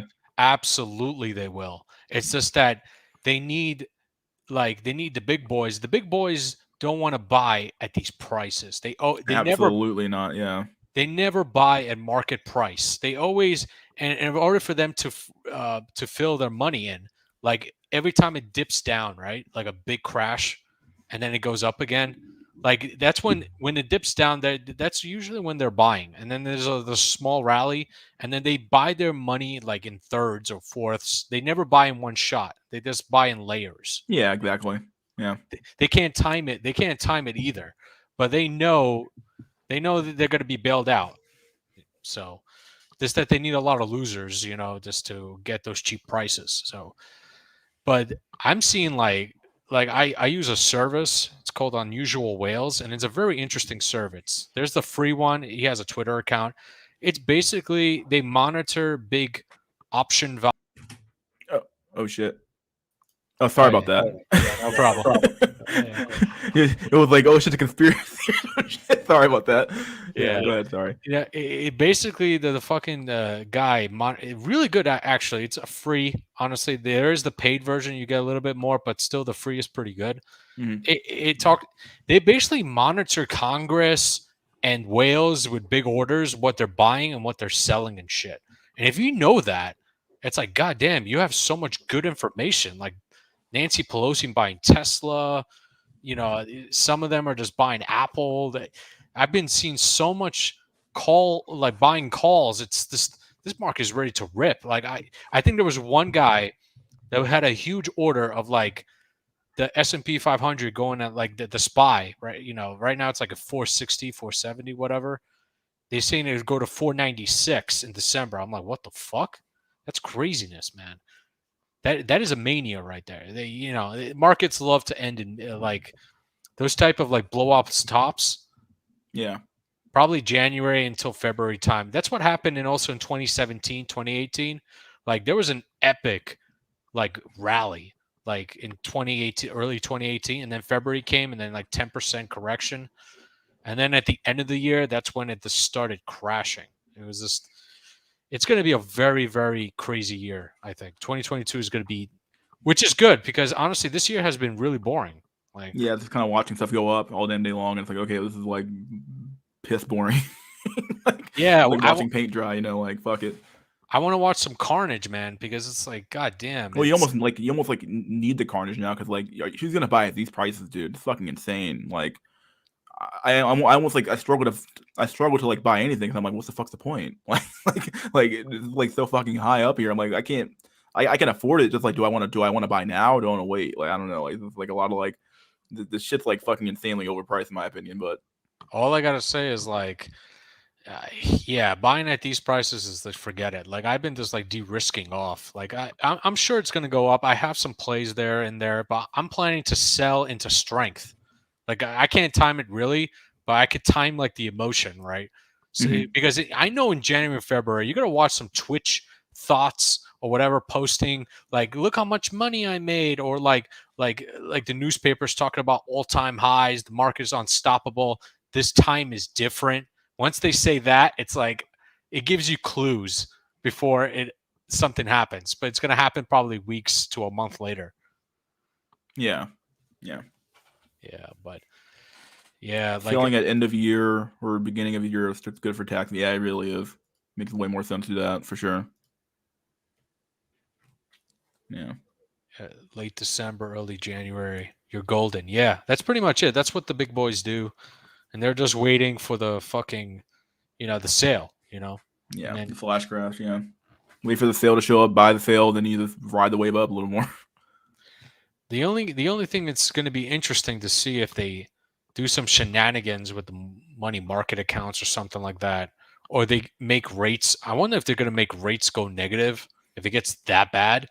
Like, can you imagine negative rates? Oh God, the next rally will be so fucking powerful. It's gonna make like COVID, the COVID crash look like nothing. It's gonna make Yeah, it well, I look like a mean, baby. really, the Chad 19 crash was nothing. Like when you It look back wasn't. at it now, they go, that was nothing. Like you come back here and you just saw the rally happen immediately after that. Like, okay, this is a joke. Like, Yeah, and it's like these boomers are, they're trying to look back at like the 1970s type of market inflation and stuff like that. I'm like, look, if you actually look at the historical prices and you inflation adjusted prices, copper is not higher than 1940s price or whatever. And also, like, even food, when it's inflation adjusted, it's not higher than that. Like, in terms of like apples or whatever, junk food, processed foods, of course, like if you eat that shit, you might as well kill yourself because that food is terrible. But it's kind of nonsense because we have technology right now and there's so much debt. Debt itself is like kind of deflationary at itself because, they need to keep the rate low because they know something big is going to happen where it's going to help the GDP and help pay off their debts sooner. Like, well, probably, I think America's absolutely addicted to cheap, easy money at this point though, because like we haven't had like real rates in such a long time. Like even like we never even like brought the rates back up to like a reasonable level after '08. Like they've been sitting around what like it's been sitting at like 1%, like less than that now at this point for a while now. And it's like I think Americans have become addicted to cheap, easy credit, and like it's gonna be hard to wean us off of that cheap, easy yeah, credit. they can get away with it because they have the world reserve currency. Of course, Yeah, there's other countries that bitch about the dollar and shit. I'm like, what are you gonna do? you know, You- really only like game in town. So like yeah. yeah, like if you want to sell your dollar reserves as a country, the U.S. is just gonna fuck you over. Like, look at Turkey. They did that shit, and their economy is crashing. It's like it's this major mayhem over there. Like, you cannot fight against like these bankers in the U.S. Like, even China. As much as there's a rhetoric that's saying China's taking over, maybe in the next century or so, but right now they don't have the world reserve currency, so they have to bow down. Even though the U.S. is doing a very good job of like causing polarization because they need the masses like polarized in order to fleece them. Because the best way to fleece a person is if they're polarized. They can't think, they're emotional, they're getting pissed. That means their money is going to do the walking. So that's perfect design by them. Yeah, very true. Yeah, makes for easy money and easy wars. Yeah, and it's like that's why I'm like, the incel and black pill community, like, we know human nature and how fucking flawed it is. So if you know that, this you know how to make money off of it. Because I guarantee you, like, at the top, they think about the masses constantly. They think about how stupid they are, but also they know there's some individuals that are smart, that are able to make money, and they know how the game works. If you can, you can make money with them too, but you can't change the system. I think some people are just so depressed, like they can't change it. I'm to say, just accept it. Yeah, I agree with that for sure. People, revolutionaries are very, very rare that they actually succeed in what they want to do, and even when they do, the system ends up being really similar to the system they got rid of anyway. So Yeah, it's it's all by design. It's been planned years in advance and shit. It's like Bill Gates. You know, they talk about like taxing unrealized gains, but guess what he does? He just buys like farms and shit because he wants to control the food supply. Once he controls the food supply, because his whole agenda is about depopulating the earth. Which, if you're part of the elite, like I'm talking about, like the guys that are in the shadows. Of course, you don't want more humans running around because humans themselves, when they're useless. They're viruses. They just multiply and destroy the earth. So they got to poison them. They got to, whether it's with the jab, with food, with the media, like them getting angry and then killing each other in useless wars. It's like all by design. Yeah, very yeah, I'm not sure how I feel about like the old how far down the rabbit hole we can go here, but like definitely seems like the depopulation agenda definitely seems pretty much real at this point. It might. Even if it's about like accident, basically, like you ended up like even if by accident, like it still happened. Like yeah, like all these policies they enacted like definitely weren't family friendly for sure. And now it seems like there is like a lot of decent family friendly policies. Like they're trying to do the child tax credit, which gives people the money for having kids, but like I'm not sure what's going on anymore. I think obviously like there's a public agenda and a private agenda or something like that. in my honest opinion, with the metaverse and virtual reality coming in, they're just it's going to be the best thing that ever happened. Like in terms of if you're like the elite person, like in order to with the depopulation, why would an incel go out and talk to people when you could just be in VR, be a Chad, and fuck nines and tens, and it feels like real life? It will get so real eventually that it will fit the agenda of depopulation. It's perfect, and then they'll be hooked up to machines and shit, and it's just a perfect wet dream for them. They get to fleece them out, they pass UBI, tax them the shit out of them, provide a little home so they could fit in their pod, and bam, problem solved. And then you watch all the the earth will get cleaner and shit. There's less people. It's a perfect wet dream. Yeah, very true. They really do. With this even though it's like it's in its infancy, they definitely are trying to do the VR thing, obviously with the metaverse shit. It definitely seems like they're inching towards like this weird the Matrix idea. Very like you just enter into a new world, like kind of like the isekai anime, where like you enter into a new world and you live there instead, and you're effectively a slave to a system until you die. And they kind of want it that way. Like you said earlier, it makes sense from a you feel like if all you need is like a 1 bedroom apartment and they throw your ass in there with your VR headset, give you some a UBI to live off of, and you're basically kind of like good to go. Like you keep playing the game, you keep making money for the oligarchs and the elites, and you're basically kind of like you're still contributing to the system. You're just doing it in a nice, fun, safe way. Yeah, it's just that's the trend basically. Like honestly, the best nothing's better than investing in tech because like especially with the Nasdaq, QQQ, AR, like Nvidia, even Facebook. Even though I hate that company, it's still kind of it's dumb not to invest in them because they're putting billions into this. Like they're gonna make it good. Like it's gonna be so good that people are gonna be addicted to it. Like they made Facebook, they got Instagram.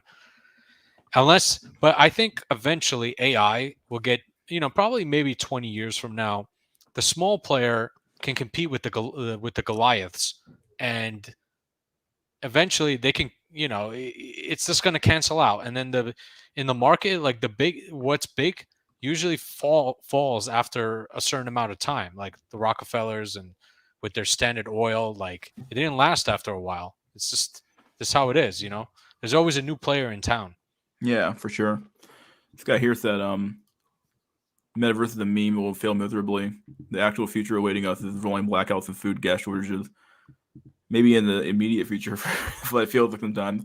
I mean, you gotta view like even if that happens, whatever. It's just another version of polarization to keep you pissed, to keep you like in scared mode and fear mode all the time about food and shit. I mean, you should have a fucking plan already. If that shit happens, what are you gonna do? Like instead of just panicking like the rest of the fucking degenerates, and Like it may seem like it may fail, but I guarantee you it's not, because Facebook makes hands over fist of money, and they're putting billions. Like, you have no idea. They could run their own country, for crying out loud, and they're putting their fucking arm and leg into this fucking shit. They have a vested interest in this shit. Like, they want to control people. Zuck is ready to control your mind. Yeah, he loves it, dude. That's like what he fucking lived for at this point. His whole fucking desire has been to fucking control the thoughts and practices of people around the world, basically, ever since Facebook's inception, really. It started off small, but obviously he's grown to I heard his entire company's kind of surrounded by a yes man, really. So Yeah. he like doesn't really have a lot of pushback. So all of his ideas get like greenlit, which makes sense because he's the fucking CEO of the company. But like, yeah, Yeah, that guy is just creepy as fuck. Like, but I understand he just hates humans. He really hates. He really, like, he hides behind that alien face and shit. But I know deep down he fucking hates these fucking people. Like, he wants people exterminated. That's like Bill Gates. You know, it's understandable. Like, you know, when you get to the top and you get to see how useless most people are in their lives and shit. It's like, goddamn, like, we need to exterminate them. Unfortunately, you know, it sucks. I wouldn't go as far as to say that. And then again, I'm not the top of any hierarchy right No, now. it's But, it's just the shadow. It's how they think, you know. Yeah, and it's brutal. You know, nobody wants to talk about this, but honestly, you gotta. They are the best for the reason. They're the ones who own the world, right? So you kind of have to just think like them in a way. I mean, don't act on it. Like, there's nothing much you can do about it, but you could analyze the trend of where everything's going. You can make some money off of it, and, you know, enrich your life. There's not much you could do for anybody else, honestly. yeah, very true. I'll give you that one for sure. Yeah. So, like, instead of guys just like bitching how the life sucks, I mean, life is what you make of it. You might as well try to, you know, improve your life as much as possible. It doesn't have to always be about women, you know. Certainly had my failures and shit, but at the end of the day, like, it's good being free, and it's like, you know, like that marriage stuff. Like, I watched that video, like, you were posted that one where the guy, marriage is all about kids, honestly. I don't know what the fuck that guy's talking about love and shit. Yeah, it really is. Like, the institutions is, you know, old as fuck, but at the end of the day, it really is a institution that's meant for, and it has multiple uses, obviously, but the primary one was to keep people together and to make sure they had a family unit to maintain a cohesive society. And if you think otherwise, I don't know what you're talking about. Like, love was completely secondary to a lot of people. When one elite family got married to another elite family, they didn't give a fuck about whether or not they liked each other or not. They said, okay, you're going to marry that prince because it makes our family stronger. So Yeah, it's just, honestly, I don't believe in any of this fucking bullshit concept of like Disney love and shit. It's just, it's more of like a spiritual type of thing where it's just, you love the person like unconditionally, but only like a mother, like a good mother with her child, unborn, like a born child and shit. That's probably the one that is the most, like, if you're married, you just have to accept that your wife, as soon as she gets the kid, it's all about the kid. That's it. Like, and eventually, you know, it's just, it turns into like a strategic partnership. But I don't know, like 60% of them fail. So it's a risky proposition right now. yeah, really, it's extremely risky. Honestly, like, what's the point? Um, marriage with the attachment of also the legal system being attached to it really isn't it's not a viable option for any man nowadays. When you have a system where, like, you can literally lose half your shit in a divorce, and then what the fuck's the point? Yeah, it's just, it was a bad idea to have the government in this shit. Like, if they didn't have that crap, then I could see, like, what is even the point of signing a paper and shit? Like, if you want to have kids, go have it, and then if it doesn't work out, just fucking leave. You know, it's just, I don't understand. It's just fucking bullshit. What's going on? If marriage laws were good, and I'd give no shit about love or any of it, you know. Yeah, I don't understand the the focus on like this generation, at least my generation, I guess, and Gen Z are like focused on like this maybe not Gen Z so much, but Gen Y is like focused on this like a Disney level of love that doesn't make zero sense to me because like that shit never existed, and we're like the only generation I've known who's like been inundated with so much fucking propaganda from like the Disney and shit, and now we all have this thing in our mind where it's like, oh, I'm gonna find my princess or my Prince Charming and get married to them and have 85 kids and live a great life. And it's like, okay, that's not how life actually works though. Like nobody fucking knows. Like nobody, not no at no point in human history has life ever worked where like you find your Prince Charming and everything and you live happily ever after. That's not how fucking life works at all. Like it's just bullshit. It's pretty like honestly, if you're like a truther and you know about certain things and shit and you analyze people's behaviors and stuff, it's almost comical to even think of like joining with a woman and having babies and shit because like you gotta view, like what can the woman offer you besides this bedroom gymnastics? Like what else? What can she offer you? And if you have to think twice, then it's game over. It's like you know your answer already, but you choose to be a slave to it. So that's even worse. Yeah, I think a lot of what happens is that, and my mom does a lot of counseling for people like this, and like what happens is that she does a lot of marriage counseling, and a lot of these couples are old as fuck. And what I end up hearing from her is that like a lot of these people they get married at a really late in life, and because they're afraid to die alone. A lot of it comes down to like people are just afraid to die alone. I think if people are just extremely afraid of dying, childless and dying in their house, having their cat eat their face or some shit. Like no one who wants to die that way.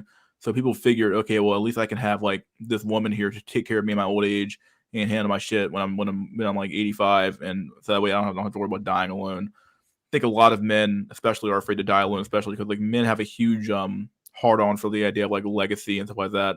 And if you don't leave anything behind, even if it's just a marriage, you feel like you've done nothing your whole life. Yeah, the legacy shit, honestly, like man, it's kind of like bullshit because okay, maybe you raise your kid the right way and to think like logically and rationally if you have like boys and shit and you teach your girl not to be a slut. But what's going to stop their other generation from being degenerates? Then the legacy is over. It's a huge cop out instead of actually dealing with the issue. Like people can't be even alone one day in their room in the dark to think about their thoughts. That is extremely sad. Extremely. Like that's the definition of weak, and that's why media and shit is controlling it's like mass manipulation. They're being controlled and they don't even know they're being controlled.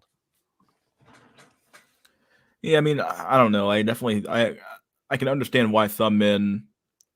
I mean, I guess I definitely agree. I'll agree if you hear that people who can't stand being alone. I have some friends who are like that who really can't like handle being alone at all. Like they need to have a girlfriend or have a friend around them constantly. Whereas I've always been very independent my whole life. So I've always had the ability to just kind of sit in the room alone and listen to my thoughts and not really have to worry about it too much. But like it really is scary how many people can't really sit down and like introspect for longer than 3 seconds because they start going crazy or something like that, and because they never actually do it. So it is scary, but I can definitely understand why some people need that. Whether you're introverted or extroverted to some extent. So yeah. It's even worse like when people judge you for like fucking like you're trying to do like you have like a fucking hobby and it's like they're asking you to go out and shit like fucking bar hopping or whatever. And I'm like, bro, like, are you fucking serious? You I haven't guys been never. bar hopping in years. It's like you don't even get fucking laid there. Like, why would I go with a group of 5 guys? That's like some gay club shit right there. It's just so when people like honestly, I done it like maybe like once, and I was like, I hate fucking bars. It's terrible, man. Like I can only like accept like I've been to high end nightclubs where there's like more women than men, and then I could justify that. But you need to know the people inside, and that takes some time. Like you got to really put an effort to know someone to get in. If you don't, then it's game over.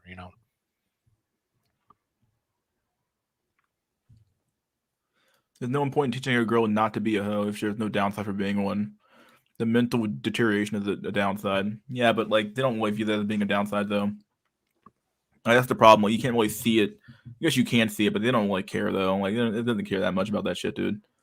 It is bad, but they don't care. Like a women get fucking go to the clubs and get fucking banged out every fucking night and not give a fuck about the actual ramifications of those actions. So A lot of yeah, go ahead.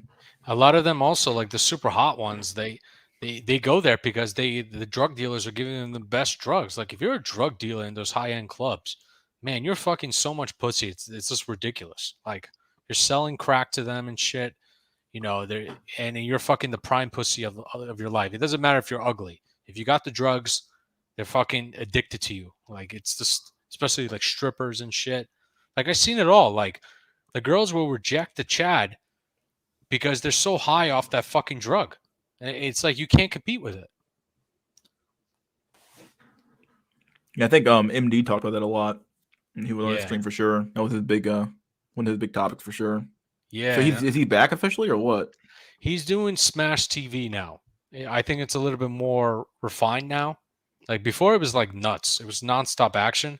But I think now it's like these dating roaches got exposed so badly and so much that they just gave up. They're like, whatever. I think they'll probably be back if it gets like too popular and stuff.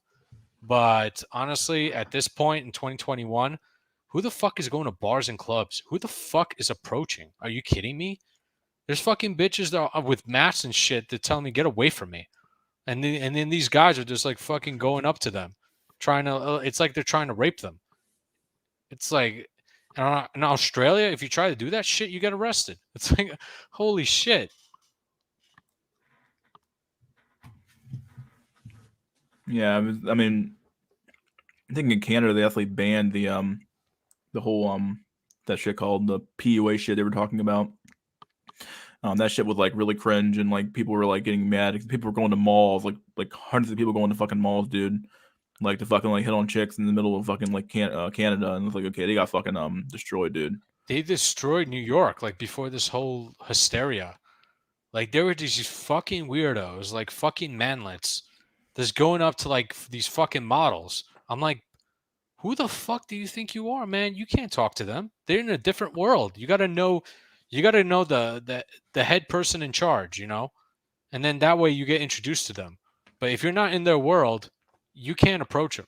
It's it's like it's an absolute joke. But there's still people trying to do that. And I'm like, there's bitches wearing masks. There's fucking like it's like now there's more like New York, like before I left, it was just infested with these like feminists and like fucking poly girls and shit, and it's like the weirdest ugly girls I've ever seen. Holy shit. Like you could tell they have herpes, man. Yeah, really. You can just like look at them and realize, okay, this chick ran through the hell and back, dude.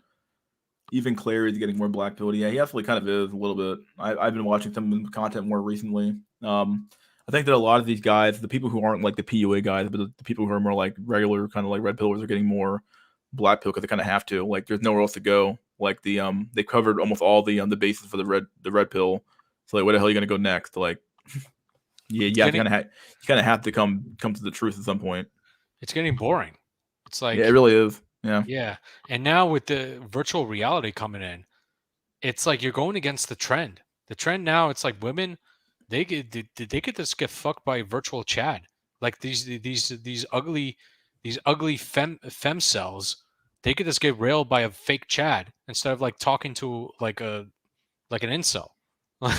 It's game over. It's fucking game over for these roaches. It's done. They're going against it. They're not making money anymore, especially when the market will crash.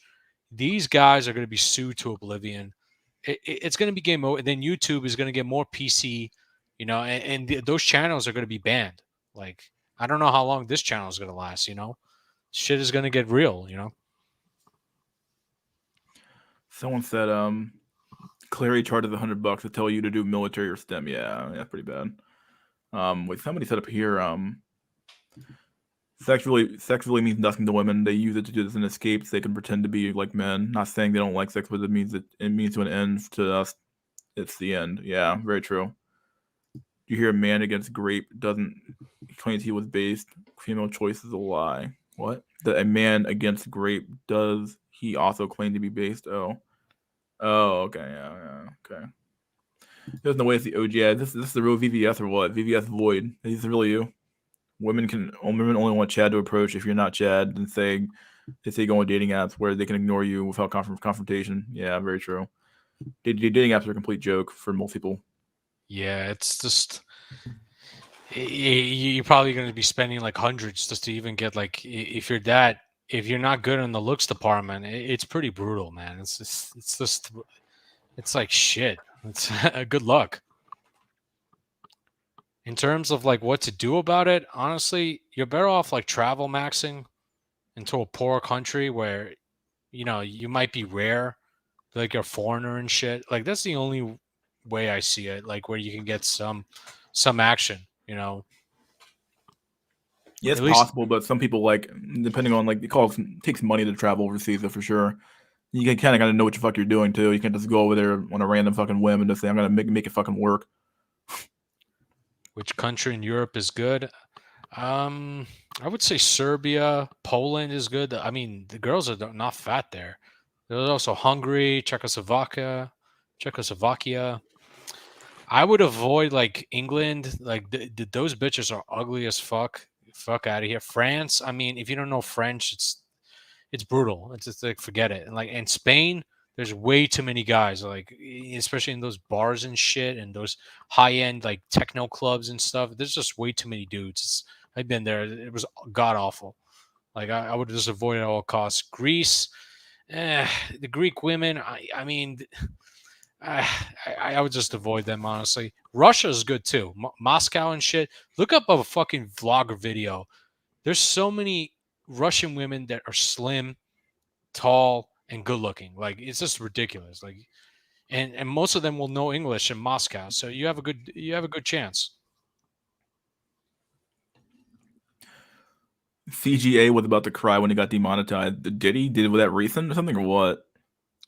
I think he did it with like the frog and fit, like what is it, frog and shit. He talked about how he's getting demonetized. I'm like, yeah, you should be demonetized because you're giving fucking horrible advice. Like, what the fuck? Advice. I used to actually like Coach Greg Adams too back when I was like more like like less extreme, I guess, in my Black Pill views. But like, I at least definitely like his ass quite a bit. I used to watch all his videos. Now it's like, it's just whatever.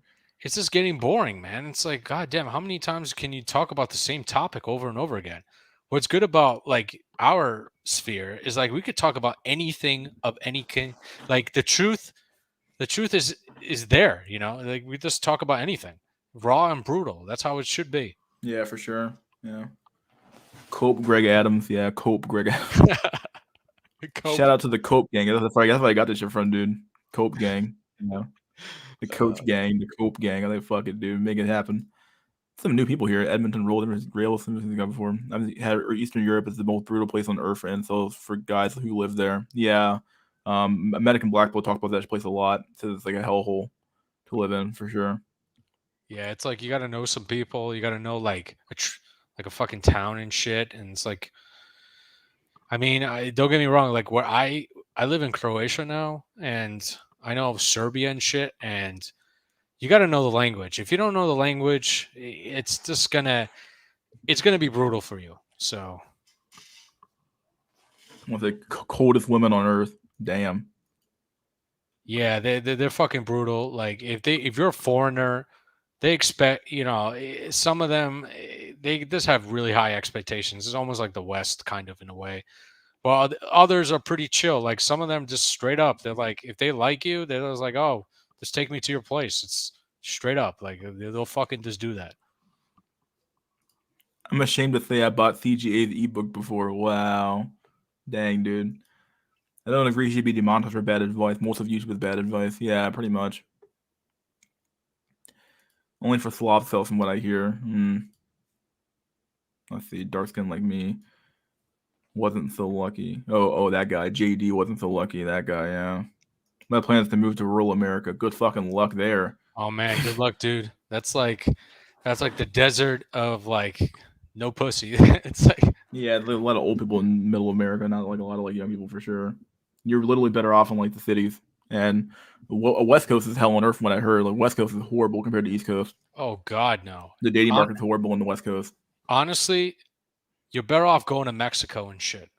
Go Like, to Tijuana, might do figure it out. yeah, Mexico, like they're gonna fucking dig you, man. That's it. It doesn't matter. It's like the women there, they're gonna die anyway because of the cartel and shit.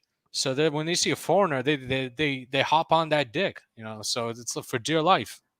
So because their fucking country is like is pretty fucking based, man. They have the cartel running the government. It's fucking crazy. You guys heard of Copeland? I remember Copeland, yeah. He used to watch his videos a while ago, and he stopped posting. If he's still posting, I haven't seen him post in a while, but wasn't he in like Belarus or some shit trying to find some chick? I mean, I don't know what the fuck he was doing there, but it was somewhere in there trying to find a girl. Oh man, Belarus. I don't know, man. It's finding You just know it. Yeah, it's just, and his name is Copeland. Ugh, man, good luck. Part of their agenda, yeah. You can send me to jail, but my target would have been in the dirt, and nothing you can do to change that. And real America still has traditional value. It does, but like the problem is that the reason they still have traditional value is because they're all old. Like, they're all old. Bunch of old people living in rural America, dude. Middle America. That's why it's so red. Dude, a lot of them are just like feminized as well. All of America, honestly, don't even bother. You got to go exactly third world country max. You got to do that shit, and don't bring her to fucking America. Don't you dare! Like if you do that, it's game over. Like they're gonna be brainwashed by this fucking useless society, and it's game over for you.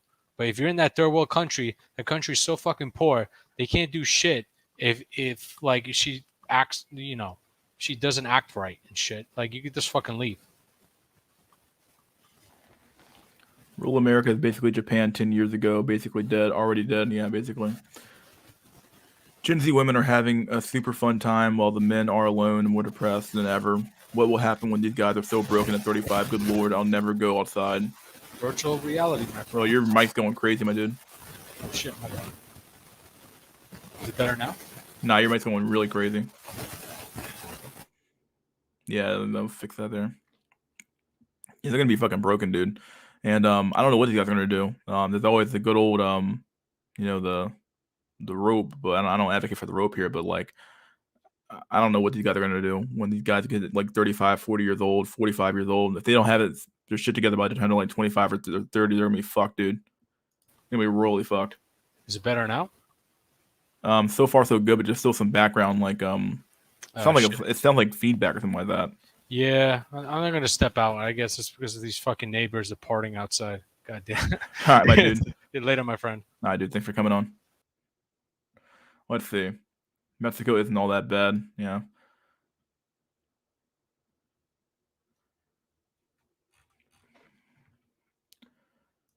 Cartel doing better. He got avocados there. His mic wants to leave the West. Get on the arc, guys. Leave the West. What kind of memes I have still? How many memes?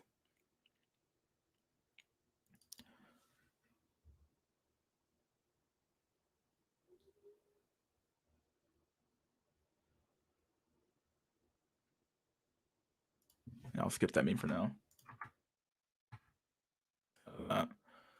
We'll just read some comments here. Some nice Mexican pussy. Yeah. Base static maxer. Yeah. Gen Z been to the mental hospital already. Yeah. Lone Wolf for life. 4L. Monk mode. Nice. New guys. There's a lot of new people here. God, normally we have a panel on. There's like nobody here today, but it's kind of nice. Nice to do one of those old school streams where you have this nobody on. Aussie, Jace, never seen that guy before either.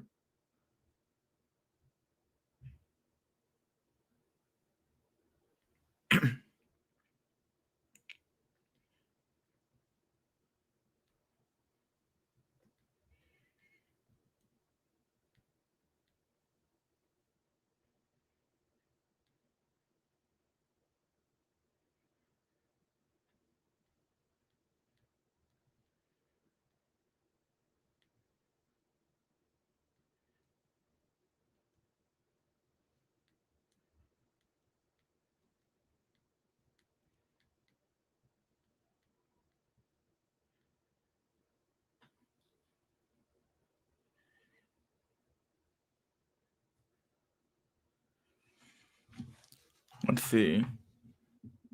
Yo, it was nice having an extra hour of sleep today. Yeah, for sure, dude. Feels good to get the extra hour of sleep, dude. Every night. Not every night, but at least that one night. Should sell Cope Gang member cards. I would buy one. Oh god. Gen Z men literally have nothing. All the resources they need for their copium supply are locked away, being spent on boomer pensions or being spent on keeping seniors alive beyond natural lifespans. Yeah, very true. Very fucking true. Gen Z men are like gonna have literally like all the resources that would typically go to them have been spent. All the money's gone. That money's fucking gone, dude.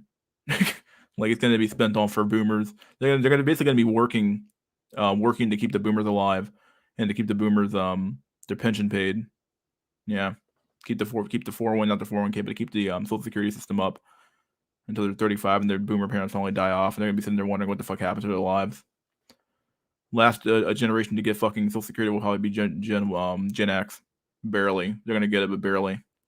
Gen Y will barely see it, if at all. Gen Z's never gonna see social security at all, dude. Mystery, do you think the women will lose it all? I don't. Even in their age 60, they'll have some guy willing to be with them. I think. What's your opinion? Gen Z will reach. What's your opinion? Gen Z will when they reach 40 plus. I don't know what the fuck the men people are gonna do.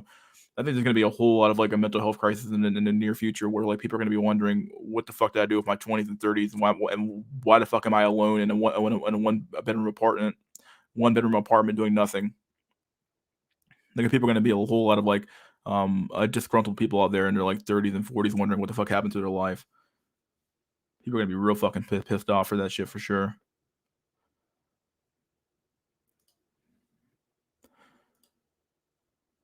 System is inhumane. That looks how huge the pharma and psychiatric industry is. Yeah.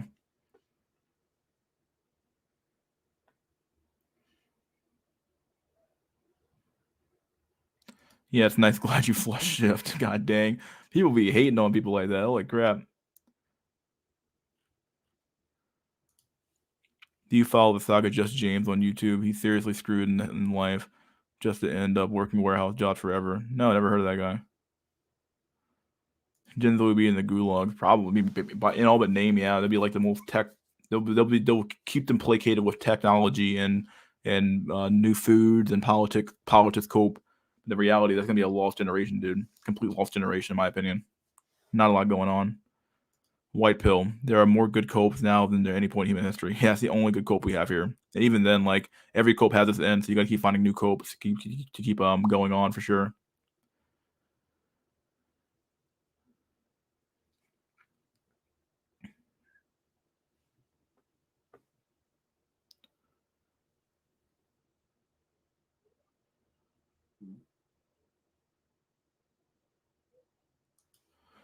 Will off of recent videos really based. Status is kind of cope and is heavily influenced by looks, as he said. Money is cope as well, but escorts are a good cope.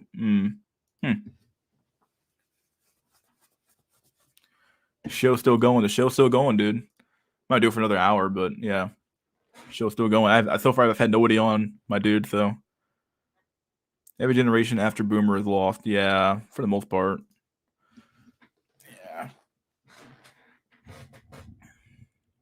On a brighter note, I do have a date next weekend coming up, so have another one of those. Keep streaming. I am streaming. I'm not cutting it off yet. I said another hour. It was like 4:17. Yeah, so I do have another day coming up, so it's going pretty well. Yeah, I'm Chad, dude, or Tyrone rather. Tyrone, Chad Drone.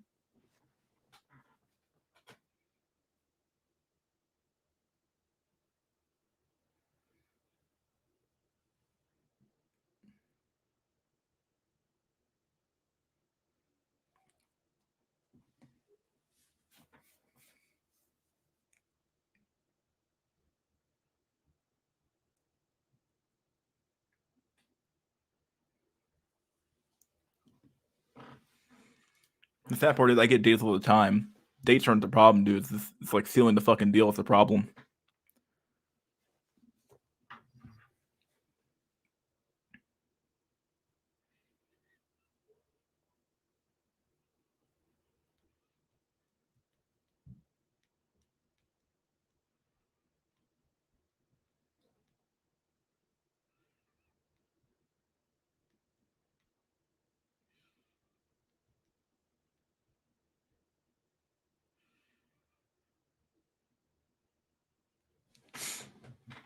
There's Drolix, my dude. Drolix. What's going on, buddy? Yo, what's going on? Not a lot, my dude. Just chilling. God, nobody's come on today. I think Jack's mic was fucked up, and then no one else wanted to show up today. So I've been doing solo the whole time for 3 hours. The good old days, I guess. Yeah. The good old days. 1 second. Let me turn off the volume from the other stream. I'm getting double audio. Oh, yeah. So what's new, my friend? What the hell was that? Oh, that's probably my teacup dinging. Okay.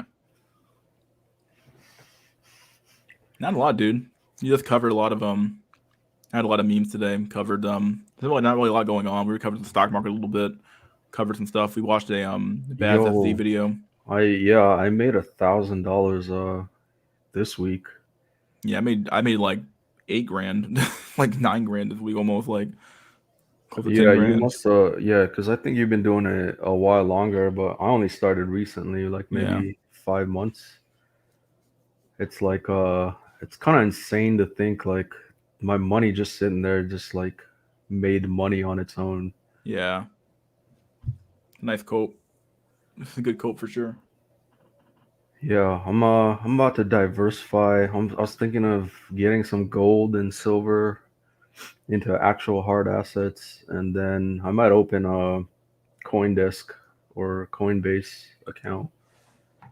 Just dump 5K and start playing around with it. Yeah, it's enough money to drop into. So the stock I suggested that I posted in the private chat went up like by a pretty good percent when the day I posted it to the the day I Which next ones? day. AQST was the one I suggested. I put it in the private chat. I didn't want people to know, but I told about it now, I guess. AQST, it went from like had a pretty good jump, had really good earnings, and it has an FDA meeting in like December that should have a pretty good run up for that. So yeah, I haven't been looking up my own company stocks at the company where I work at, but I just got a message from my friend. He's like, bro, put a sell order in as soon as it hits like, the price, like you need to sell it. You don't want to be sitting there holding the bag. Yeah. So that's what I'm gonna do Monday. You had like 120 in GME back then. That was well, I did make pretty good money in GME, but that was Jack he made that money and lost it, but at least I think he lost it. Yeah, I never had money to invest in GME to begin with. I wish I had. Yeah, I made some money off of AMC and GME, a little bit of money. So I made a decent amount of money off of GME and AMC. Couldn't complain, with the gains. So I can't wait for tax. The tax man to come show for that money, but paid some of it early. But fuck. Oh yeah, this year will be interesting. I might actually have to owe Uncle Sam because I might have made too much. Just regular W-2 income, or like including all your extra money? Yeah, as well? no, Okay. just regular W-2. I haven't like cashed out any stocks or bonds or any of that stuff yet.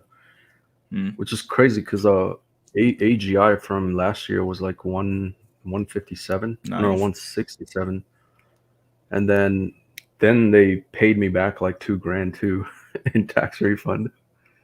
Nice. So yeah, I always end up like owing the or never owing the federal government. I always owe the state. I'm like, what's up with that shit? Oh yeah, I think like Oregon and different states have different laws. So yeah, I wish I lived in a place like Texas or a place like Florida where they have no state income tax. Be nice. Yeah, I think like Oregon, you don't pay any sales tax, but you get raped with income tax.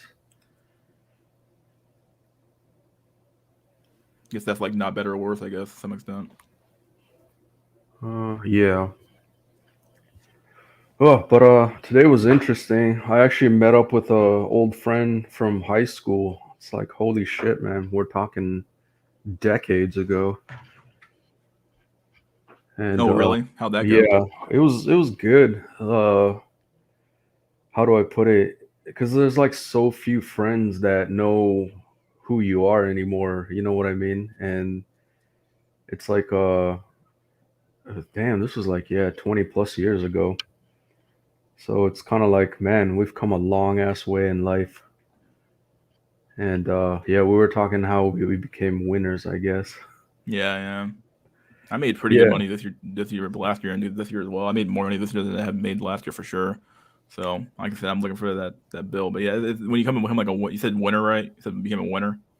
Yeah, essentially, Yeah. because he was also on a similar path too. Because I went back to university late, Yeah. and he had graduated, but I think he got one of those shitty degrees. I can't remember, either political science or philosophy or some liberal arts crap. Yeah. And then it's kind of like you go into the real world, you realize like none of that shit is valuable. And then he also went back to school to become a coder cell. Oh, did he? Okay. Yeah. And he actually graduated like I think like couple years before me. And then I had at the time I had no fucking idea too because we hadn't caught up till then. And then apparently I went back to the same school like a couple years later or 3 or 4 years later. It's like we literally took the same path to become coder cells again.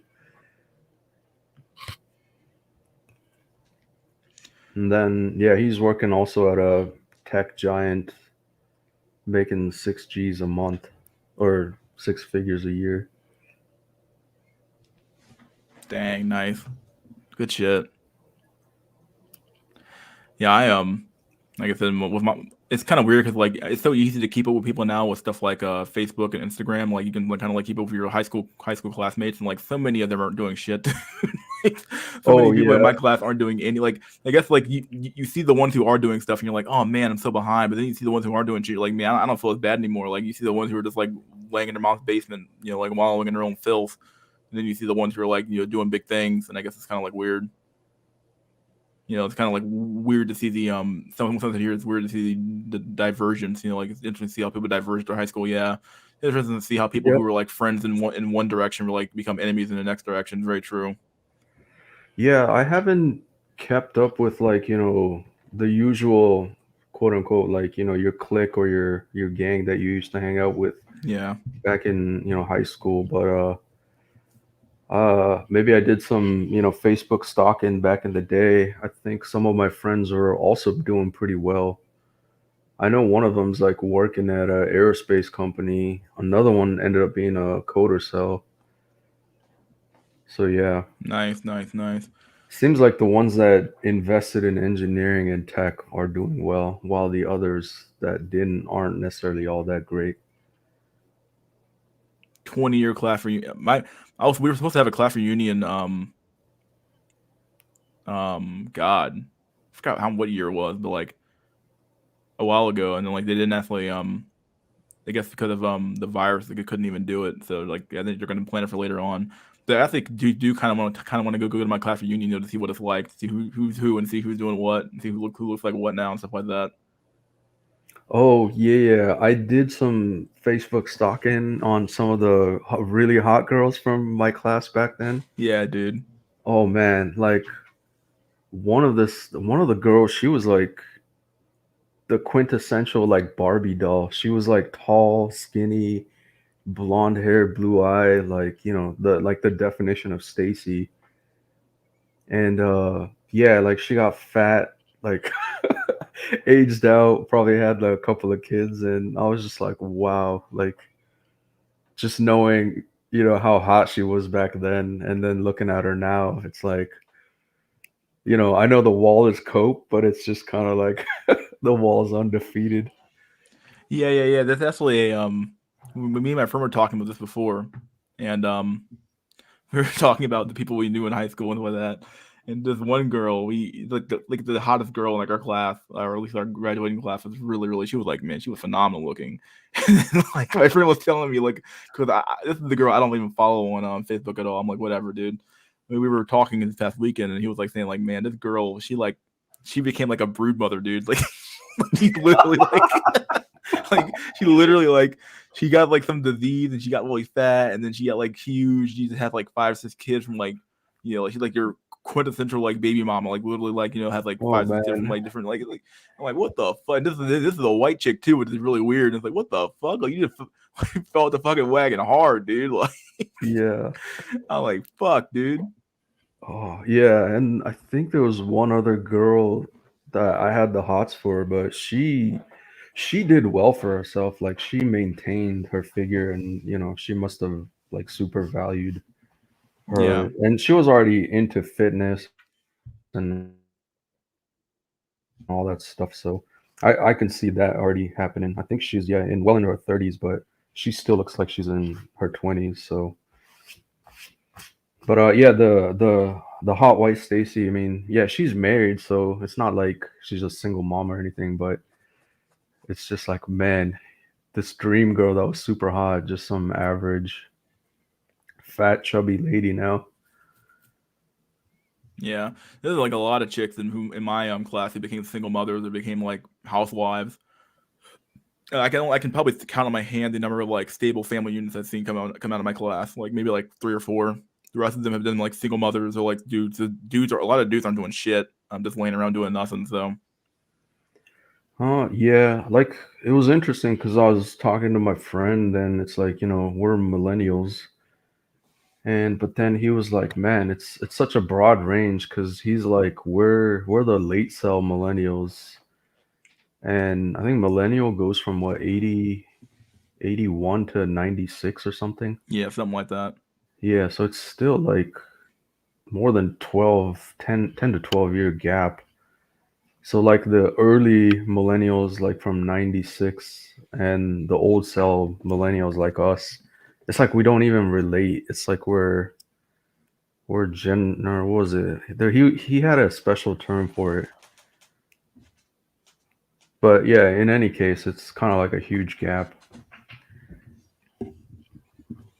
And Someone so someone yeah. asked someone asked the question: did you guys grow up upper class? I grew up pretty standard middle class household actually.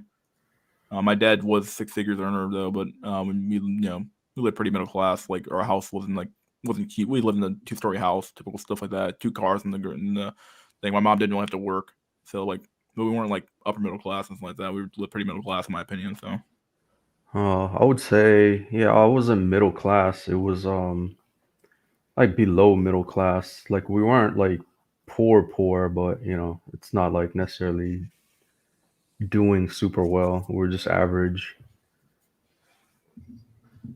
yeah, now you're fucking top percent, my making the big bucks, my dude. Yeah, but even in the top, I feel like I'm in the bottom rung of the top. Oh yeah, I know what you're talking about. Yeah, yeah. Like yeah, there's like I forgot which language it was. Oh yeah, it was Japanese. It's like there's an old saying like you think you're at the top, there's always going to be somebody above you.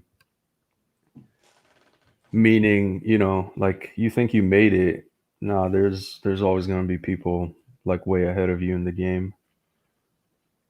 Yeah, there's always the Chad and the super Chad up top, right? Yeah, or Terror Chad. Terror Chad, yeah.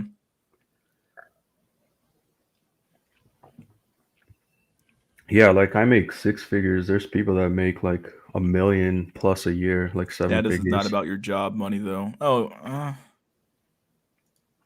what do you mean when you say that then? Like, like, well, I guess like I didn't grow up in like with like a silver spoon in my mouth. Oh, social networks. Yeah, we were definitely middle class for sure. Middle class. Yeah, we didn't have like the social networks of like, we're talking to like the head honcho of some like university or some shit like that. Nah, nothing like that. We were definitely solidly middle class for sure. Oh, yeah, definitely average. We didn't have any like good connections in upper tier echelon society. I mean, I would say now my family probably has more political connections than it used to in the past, but most of those have been established by my mom. Really, she got pretty big into the party in my area, so we know a lot of people in my area for sure. I've been to a few of the parties, so now we probably have like some upper middle class people we know. But like when it comes to my childhood, though, we grew up pretty fairly middle class in my opinion. So yeah. 2 people working cannot make enough money in Sweden. I believe it. God, Sweden taxes are fucking high. Swedish taxes are high as fuck. Shit, don't they pay like 50% or something in taxes? Some crazy ass shit like that, Someone said the average of salary is 50K. Isn't it like the average, like, I guess the median salary is 35K or something like that, right? Yeah, the median salary. Yeah, the average person is not making 50K. I think that's like the problem with using salary numbers, that is so inflated by people who aren't you're the average, like you throw the average out by using the multimillionaires. So that's why you use the median there. The median's like 35K, or at least what it used to be. Yeah, I think it's 38.5. How blue pilled is your dad? He wasn't really all that blue pilled, truth be told. He wasn't. Yeah. I use that in the past tense because he's not around anymore. He's dead, but yeah. Oh, yeah, I guess my dad was also blue-pilled in many regards, but he grew up a super harsh life in poverty, so in most regards, he was black-pilled as fuck. Yeah, when you grow up in like the bottom parts of society, you definitely see the reality of the world. You definitely see like the reality. Like you're forced to, because like you don't have the luxury of being like a whimsical and being happy and happy-go-lucky. Like the reality of the world is always setting in. It's always around you.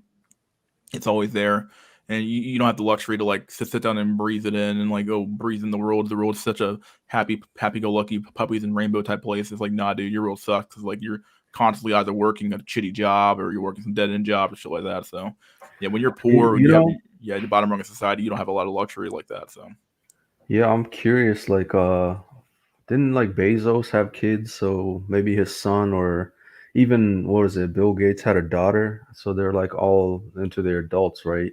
yeah. And it's like, I wonder what it's like growing up and knowing that, it doesn't matter for you. Like, you could be a complete fucking wasted degenerate, but you got it made in life. Like, you can't fail. Yeah, you literally, it's impossible for you to fill at that point if you have that much money. Yeah, it's like you're guaranteed a successful life with or without even trying. It's like, you got or literally billions. How much do I need to make 100 to have a wife? To have a wife, Law? Oh, probably like at least like what, middle 6 figures nowadays, depending on where you live at. Depends on where you live really as well. If you live in the South, you can probably make it on like high fives. If you live in like the Northeast, my God, good luck. If you live in the West Coast, good fucking luck too. Oh yeah, but we were talking about this because I was thinking about moving across country and or Geomax soon. And then yeah, my friend was like, you got to plan not just like the 5-year plan, but the 20-year plan. And he's saying that the rest of America is like fucked. Like, their climate change is like so far gone that there is going to be places limited in the future where you could actually live comfortably. So he was saying like California is already fucked with their yearly drought and fires. Like desert states and air, the South is like not good. Like Georgia is like, hurricane country. Same with Florida. The Midwest is like tornado country, and there's literally nothing out in the Midwest. So it's like I don't know, like Idaho or New York, somewhere above, like, is it the 38th or whatever, is probably going to be more comfortable to Oh, live. really? Hmm. Yeah. Like the closer you are to the equator, the harsher it is gonna to live. No, absolutely, for sure. Very true. It's not gonna get worse there. It's gonna have worse over water for pretty soon. So yeah, that was like a good point that he brought up. I was like, man. And then if you notice, like all of these places that like New York, New Jersey, all of those like just untouchable real estate market. It's like unless you got millions, it's like you can't even buy anything. Yeah. Ready for the new Ice Age, bro. Oh god.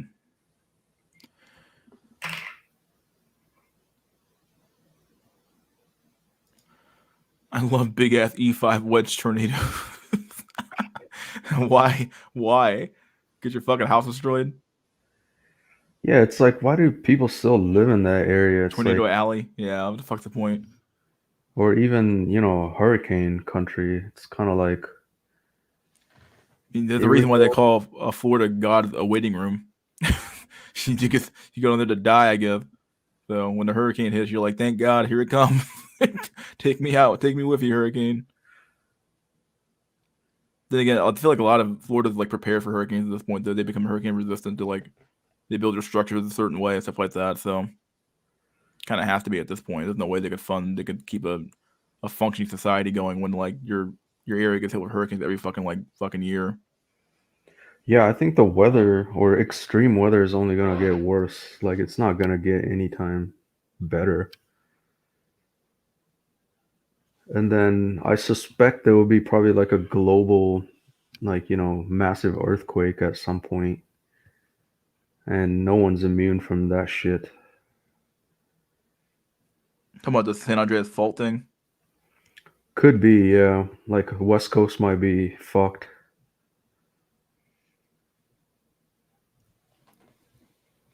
And actually, here in the long run, actually the West Coast is kind of fucked because like that area is like, the earthquakes are pretty bad over there as it is, but beyond that, like they're on a huge fault line, and that fault line could go at any point. Yeah, I think California or California is really effed. Earthquake, forest fire, drought. Yeah, too many BS. Literal hell on earth. Yeah, so my friend had a good point. I was like, if you're gonna stay in the US, you might need to migrate to a better place while you can. And then build like armed encampments, 24/7 guards, protect your land. Speaking of which, how's your prepping been going? I know you do a whole lot of that. Any new equipment? Uh, no, I'm pretty well stocked. I think I got my water storage covered. I got like enough food for easily 6 months. I could probably stretch it to a year. Problem is, like, I don't want to keep buying food because it's just like there's not enough space to store all that stuff. Yeah, and it's only going up too. The longer you wait, the more it's gonna go up. So Yeah, I might.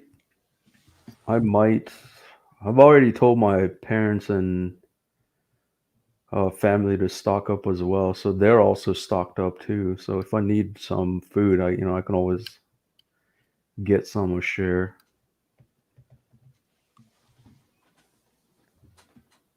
And then yeah, probably just more ammo. yeah, I gotta buy some ammo too. Yeah, I might go shopping for an AK. Oh really? Dang. Yeah, a little late to the game, but 7.62 ammo is like pretty high as well. Don't you have to have like a pretty big license for that? Like you have like a license with the what's it called? Tobacco firearms. What's it called? No, as long as it's semi-auto, it's all fine. Like Okay. yeah, and then I saw a BMG 50 for 6,500 the other day. Did you buy it? Nah, nah. Nah. Come on, dude. Just drop the money, dude. I mean, I could, but it's just like, why? Hey man, just to have it, dude. Fuck it. Yeah, yeah. No, if I make it big with investments, then dropping like 6K on a fucking BMG might be easy. But it's like I'd rather put that 6K and have it work for me. Yeah, that's true. Put it in the market. Let it grow. Yeah, and it's like $20 per round, dude. That's insane. Jesus. $20 per round? But dude, you get hit, it's over. Yeah, it's over, but fuck, dude. Like a leg wound won't be a leg wound. Like your whole leg will be blown off. Yeah, it's gone. And you were in the torso, it's like you'll have like a fucking 10-inch hole in your gut. feel like that'd be the worst. That'd be the least of your problems. Like having no guts would be the biggest issue you're gonna have there. The Yeah. hole is bad enough. I suppose you'll survive if you got hit in the arm, but provided, you can stop the bleeding in time. You can bleed out on the floor. Fuck. $20 life-ending metal pieces, basically. Risk-averse rule followers will never use the guns they buy. Yeah, that's true, man. Gun is like last resort. Like, you hope you never have to use it.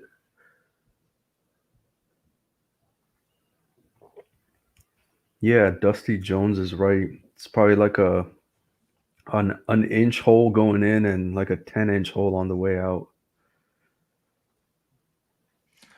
BMG like getting punched from Kenshiro. Doesn't matter when you get hit, you explode. Yeah. Exactly. The 50 will just blow your arm right off. Yeah. What the fuck? No such thing as Mars. The fuck? Some next level shit there. I got a Nerf water gun. My dude, good job. You're gonna make it. you're gonna make it just fine, dude. Yo, but Nerf water gun is legit. Fill that shit with like, gasoline. Homemade flamethrower, buddy boy. Yo. Oh my god. It's Nerf or nothing, right? Sweet mother like- of God. Charred crispy marauder. Good old chicken. We didn't go to Moon or Mars. Well, it's all CGI nonsense. That was some good CGI, my dude. Let's see. The people with true power never need to touch gun. Oh, that's very true. Yeah.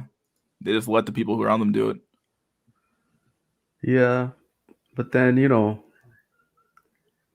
the people that you hire could turn against you easily as well. Yeah. But then again, it's kind of like the military in a way. Military with some of them people will betray the government, but not all of them will. Because some of them are like, okay, well, I gotta pay my bills next week, so fuck it, I'm gonna stay with the military. But I think you have a sizable enough split in the military, people who will leave to call the Civil War if anything ever broke out. So Yeah, I always thought like, I guess a lifelong career in the military is probably good. You don't necessarily have to worry about like never getting paid, or because if like the military is out of business, like you're literally fucked, right? yeah.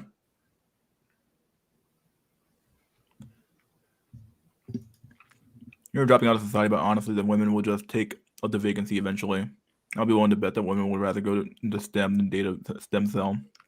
Oh God, they already kind of are though. At least not in like sizable numbers enough, but like, I don't know. There's definitely gonna be a shortage of stem cells in the future. I highly disagree. Like, I mean, there are a lot of women entering STEM, but then the voids that last in STEM aren't that good either. And also, there are like a lot of curry and I would say Chinese void stem cells. You'll never see like a white Stacy being a coder cell because they already have too much privilege. Like they don't need to code essentially. Yeah. They'll let you code for them. Oh yeah, I have plenty of horror stories from other bro cell coders. Like he was telling me, oh, like I got sucked into helping this girl. You got the simp mode simping, and basically he got a call from the professor. He's like, "Why is your homework identical to hers?" Oh shit! No, it should be. It's the other way around, my dude. No, why is her homework going to do? Exactly. So he was able to explain it, and then you know how you turn in your homework through online. So there's all like timestamps and everything. So he already turned his shit in like a day early. Yeah. And so it's like, oh yeah, I worked with her, and then this and that, and then yeah, it's like you could get what is it, expelled, or for can't speak, academic dishonesty and plagiarism, whatever. So after that day, he was like never fucking working with anyone else. Can't say I blame him, dude. That's just no fucking joke, dude. Yeah. Yeah, like it was like blatantly fucking just copied his shit.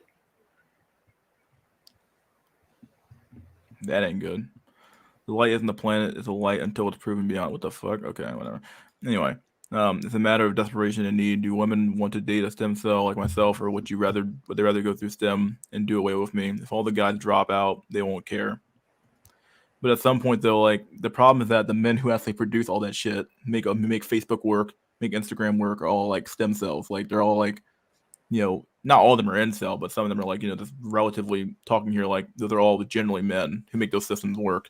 If men aren't there to maintain those systems, then those systems break down and die, and then that's when things get hard for women again. Like that's the problem. Like it's not so much the creation of these things, even though that matters too. It's the maintenance of the infrastructure that matters. If you can't maintain your infrastructure, then you basically have no system. Then at the end of the day, the system just breaks down and dies at some point. Yeah, and in my experience, like all the Foids that I knew while going through CS, the majority of them were like they're already married and either their husbands or were like stem cells already engineers. So they basically had an in or someone that could help them. Like I know for a fact, like a couple of those Foids were like their husbands was basically doing their homework. Like she just didn't know jack shit. Like you could talk to her for 5 minutes, zero comprehension. It's like how do you still get an A on the homework? Yeah, how the fuck do you make it to this class? Like, what's going on? Oh yeah, and then like even the ones that actually graduate and manage, a lot of them don't necessarily become coder cells, but it's more like a management side. So it's like a technical project manager or some managing other coder cells kind of thing. It's like they just need a business and tech minded person that can bridge the gap between, like, say, engineer and business. And so, yeah, CS degree is pretty good for that too. And that's like their goal. It's like they don't actually want to do any of the like hard shit like coding all day. Yeah, all the easy shit. Yeah. Oh, and then a lot of them get the degree and then they become UI UX designers. The easy shit. Like Yeah, that fucking. here's How a much do those guys make? wireframe. I think they make pretty decent. It's not like 100K or whatever, but it's it's still in the high 70s, 80s, 90s. Wow.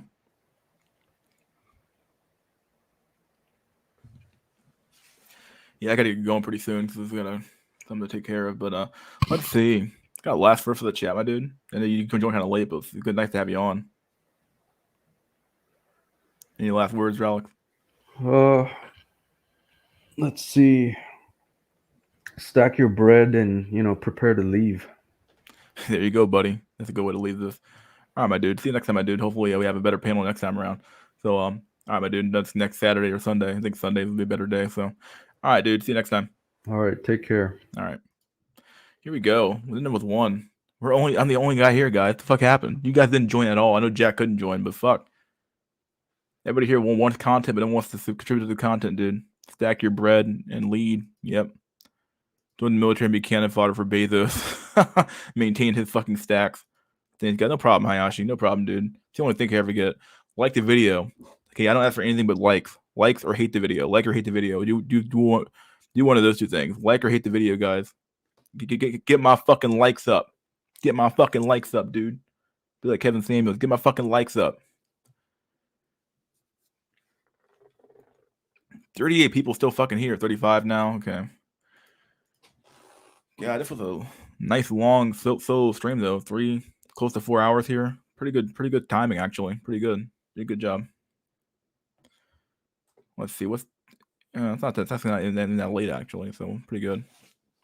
All right, my dudes. Well, hope you guys enjoyed the stream. Hope you guys enjoyed the memes. Hope you guys enjoyed my diatribes, my nice little rants and shit. So yeah, we're gonna do this next weekend. probably won't be a Saturday stream because I have a date, but Sunday will probably definitely still happen. So let's keep it going, dudes. Keep the flame alive here. All right, my dudes. I will see you guys on the flip side. Peace out. Enjoy your week and happy coping. Peace.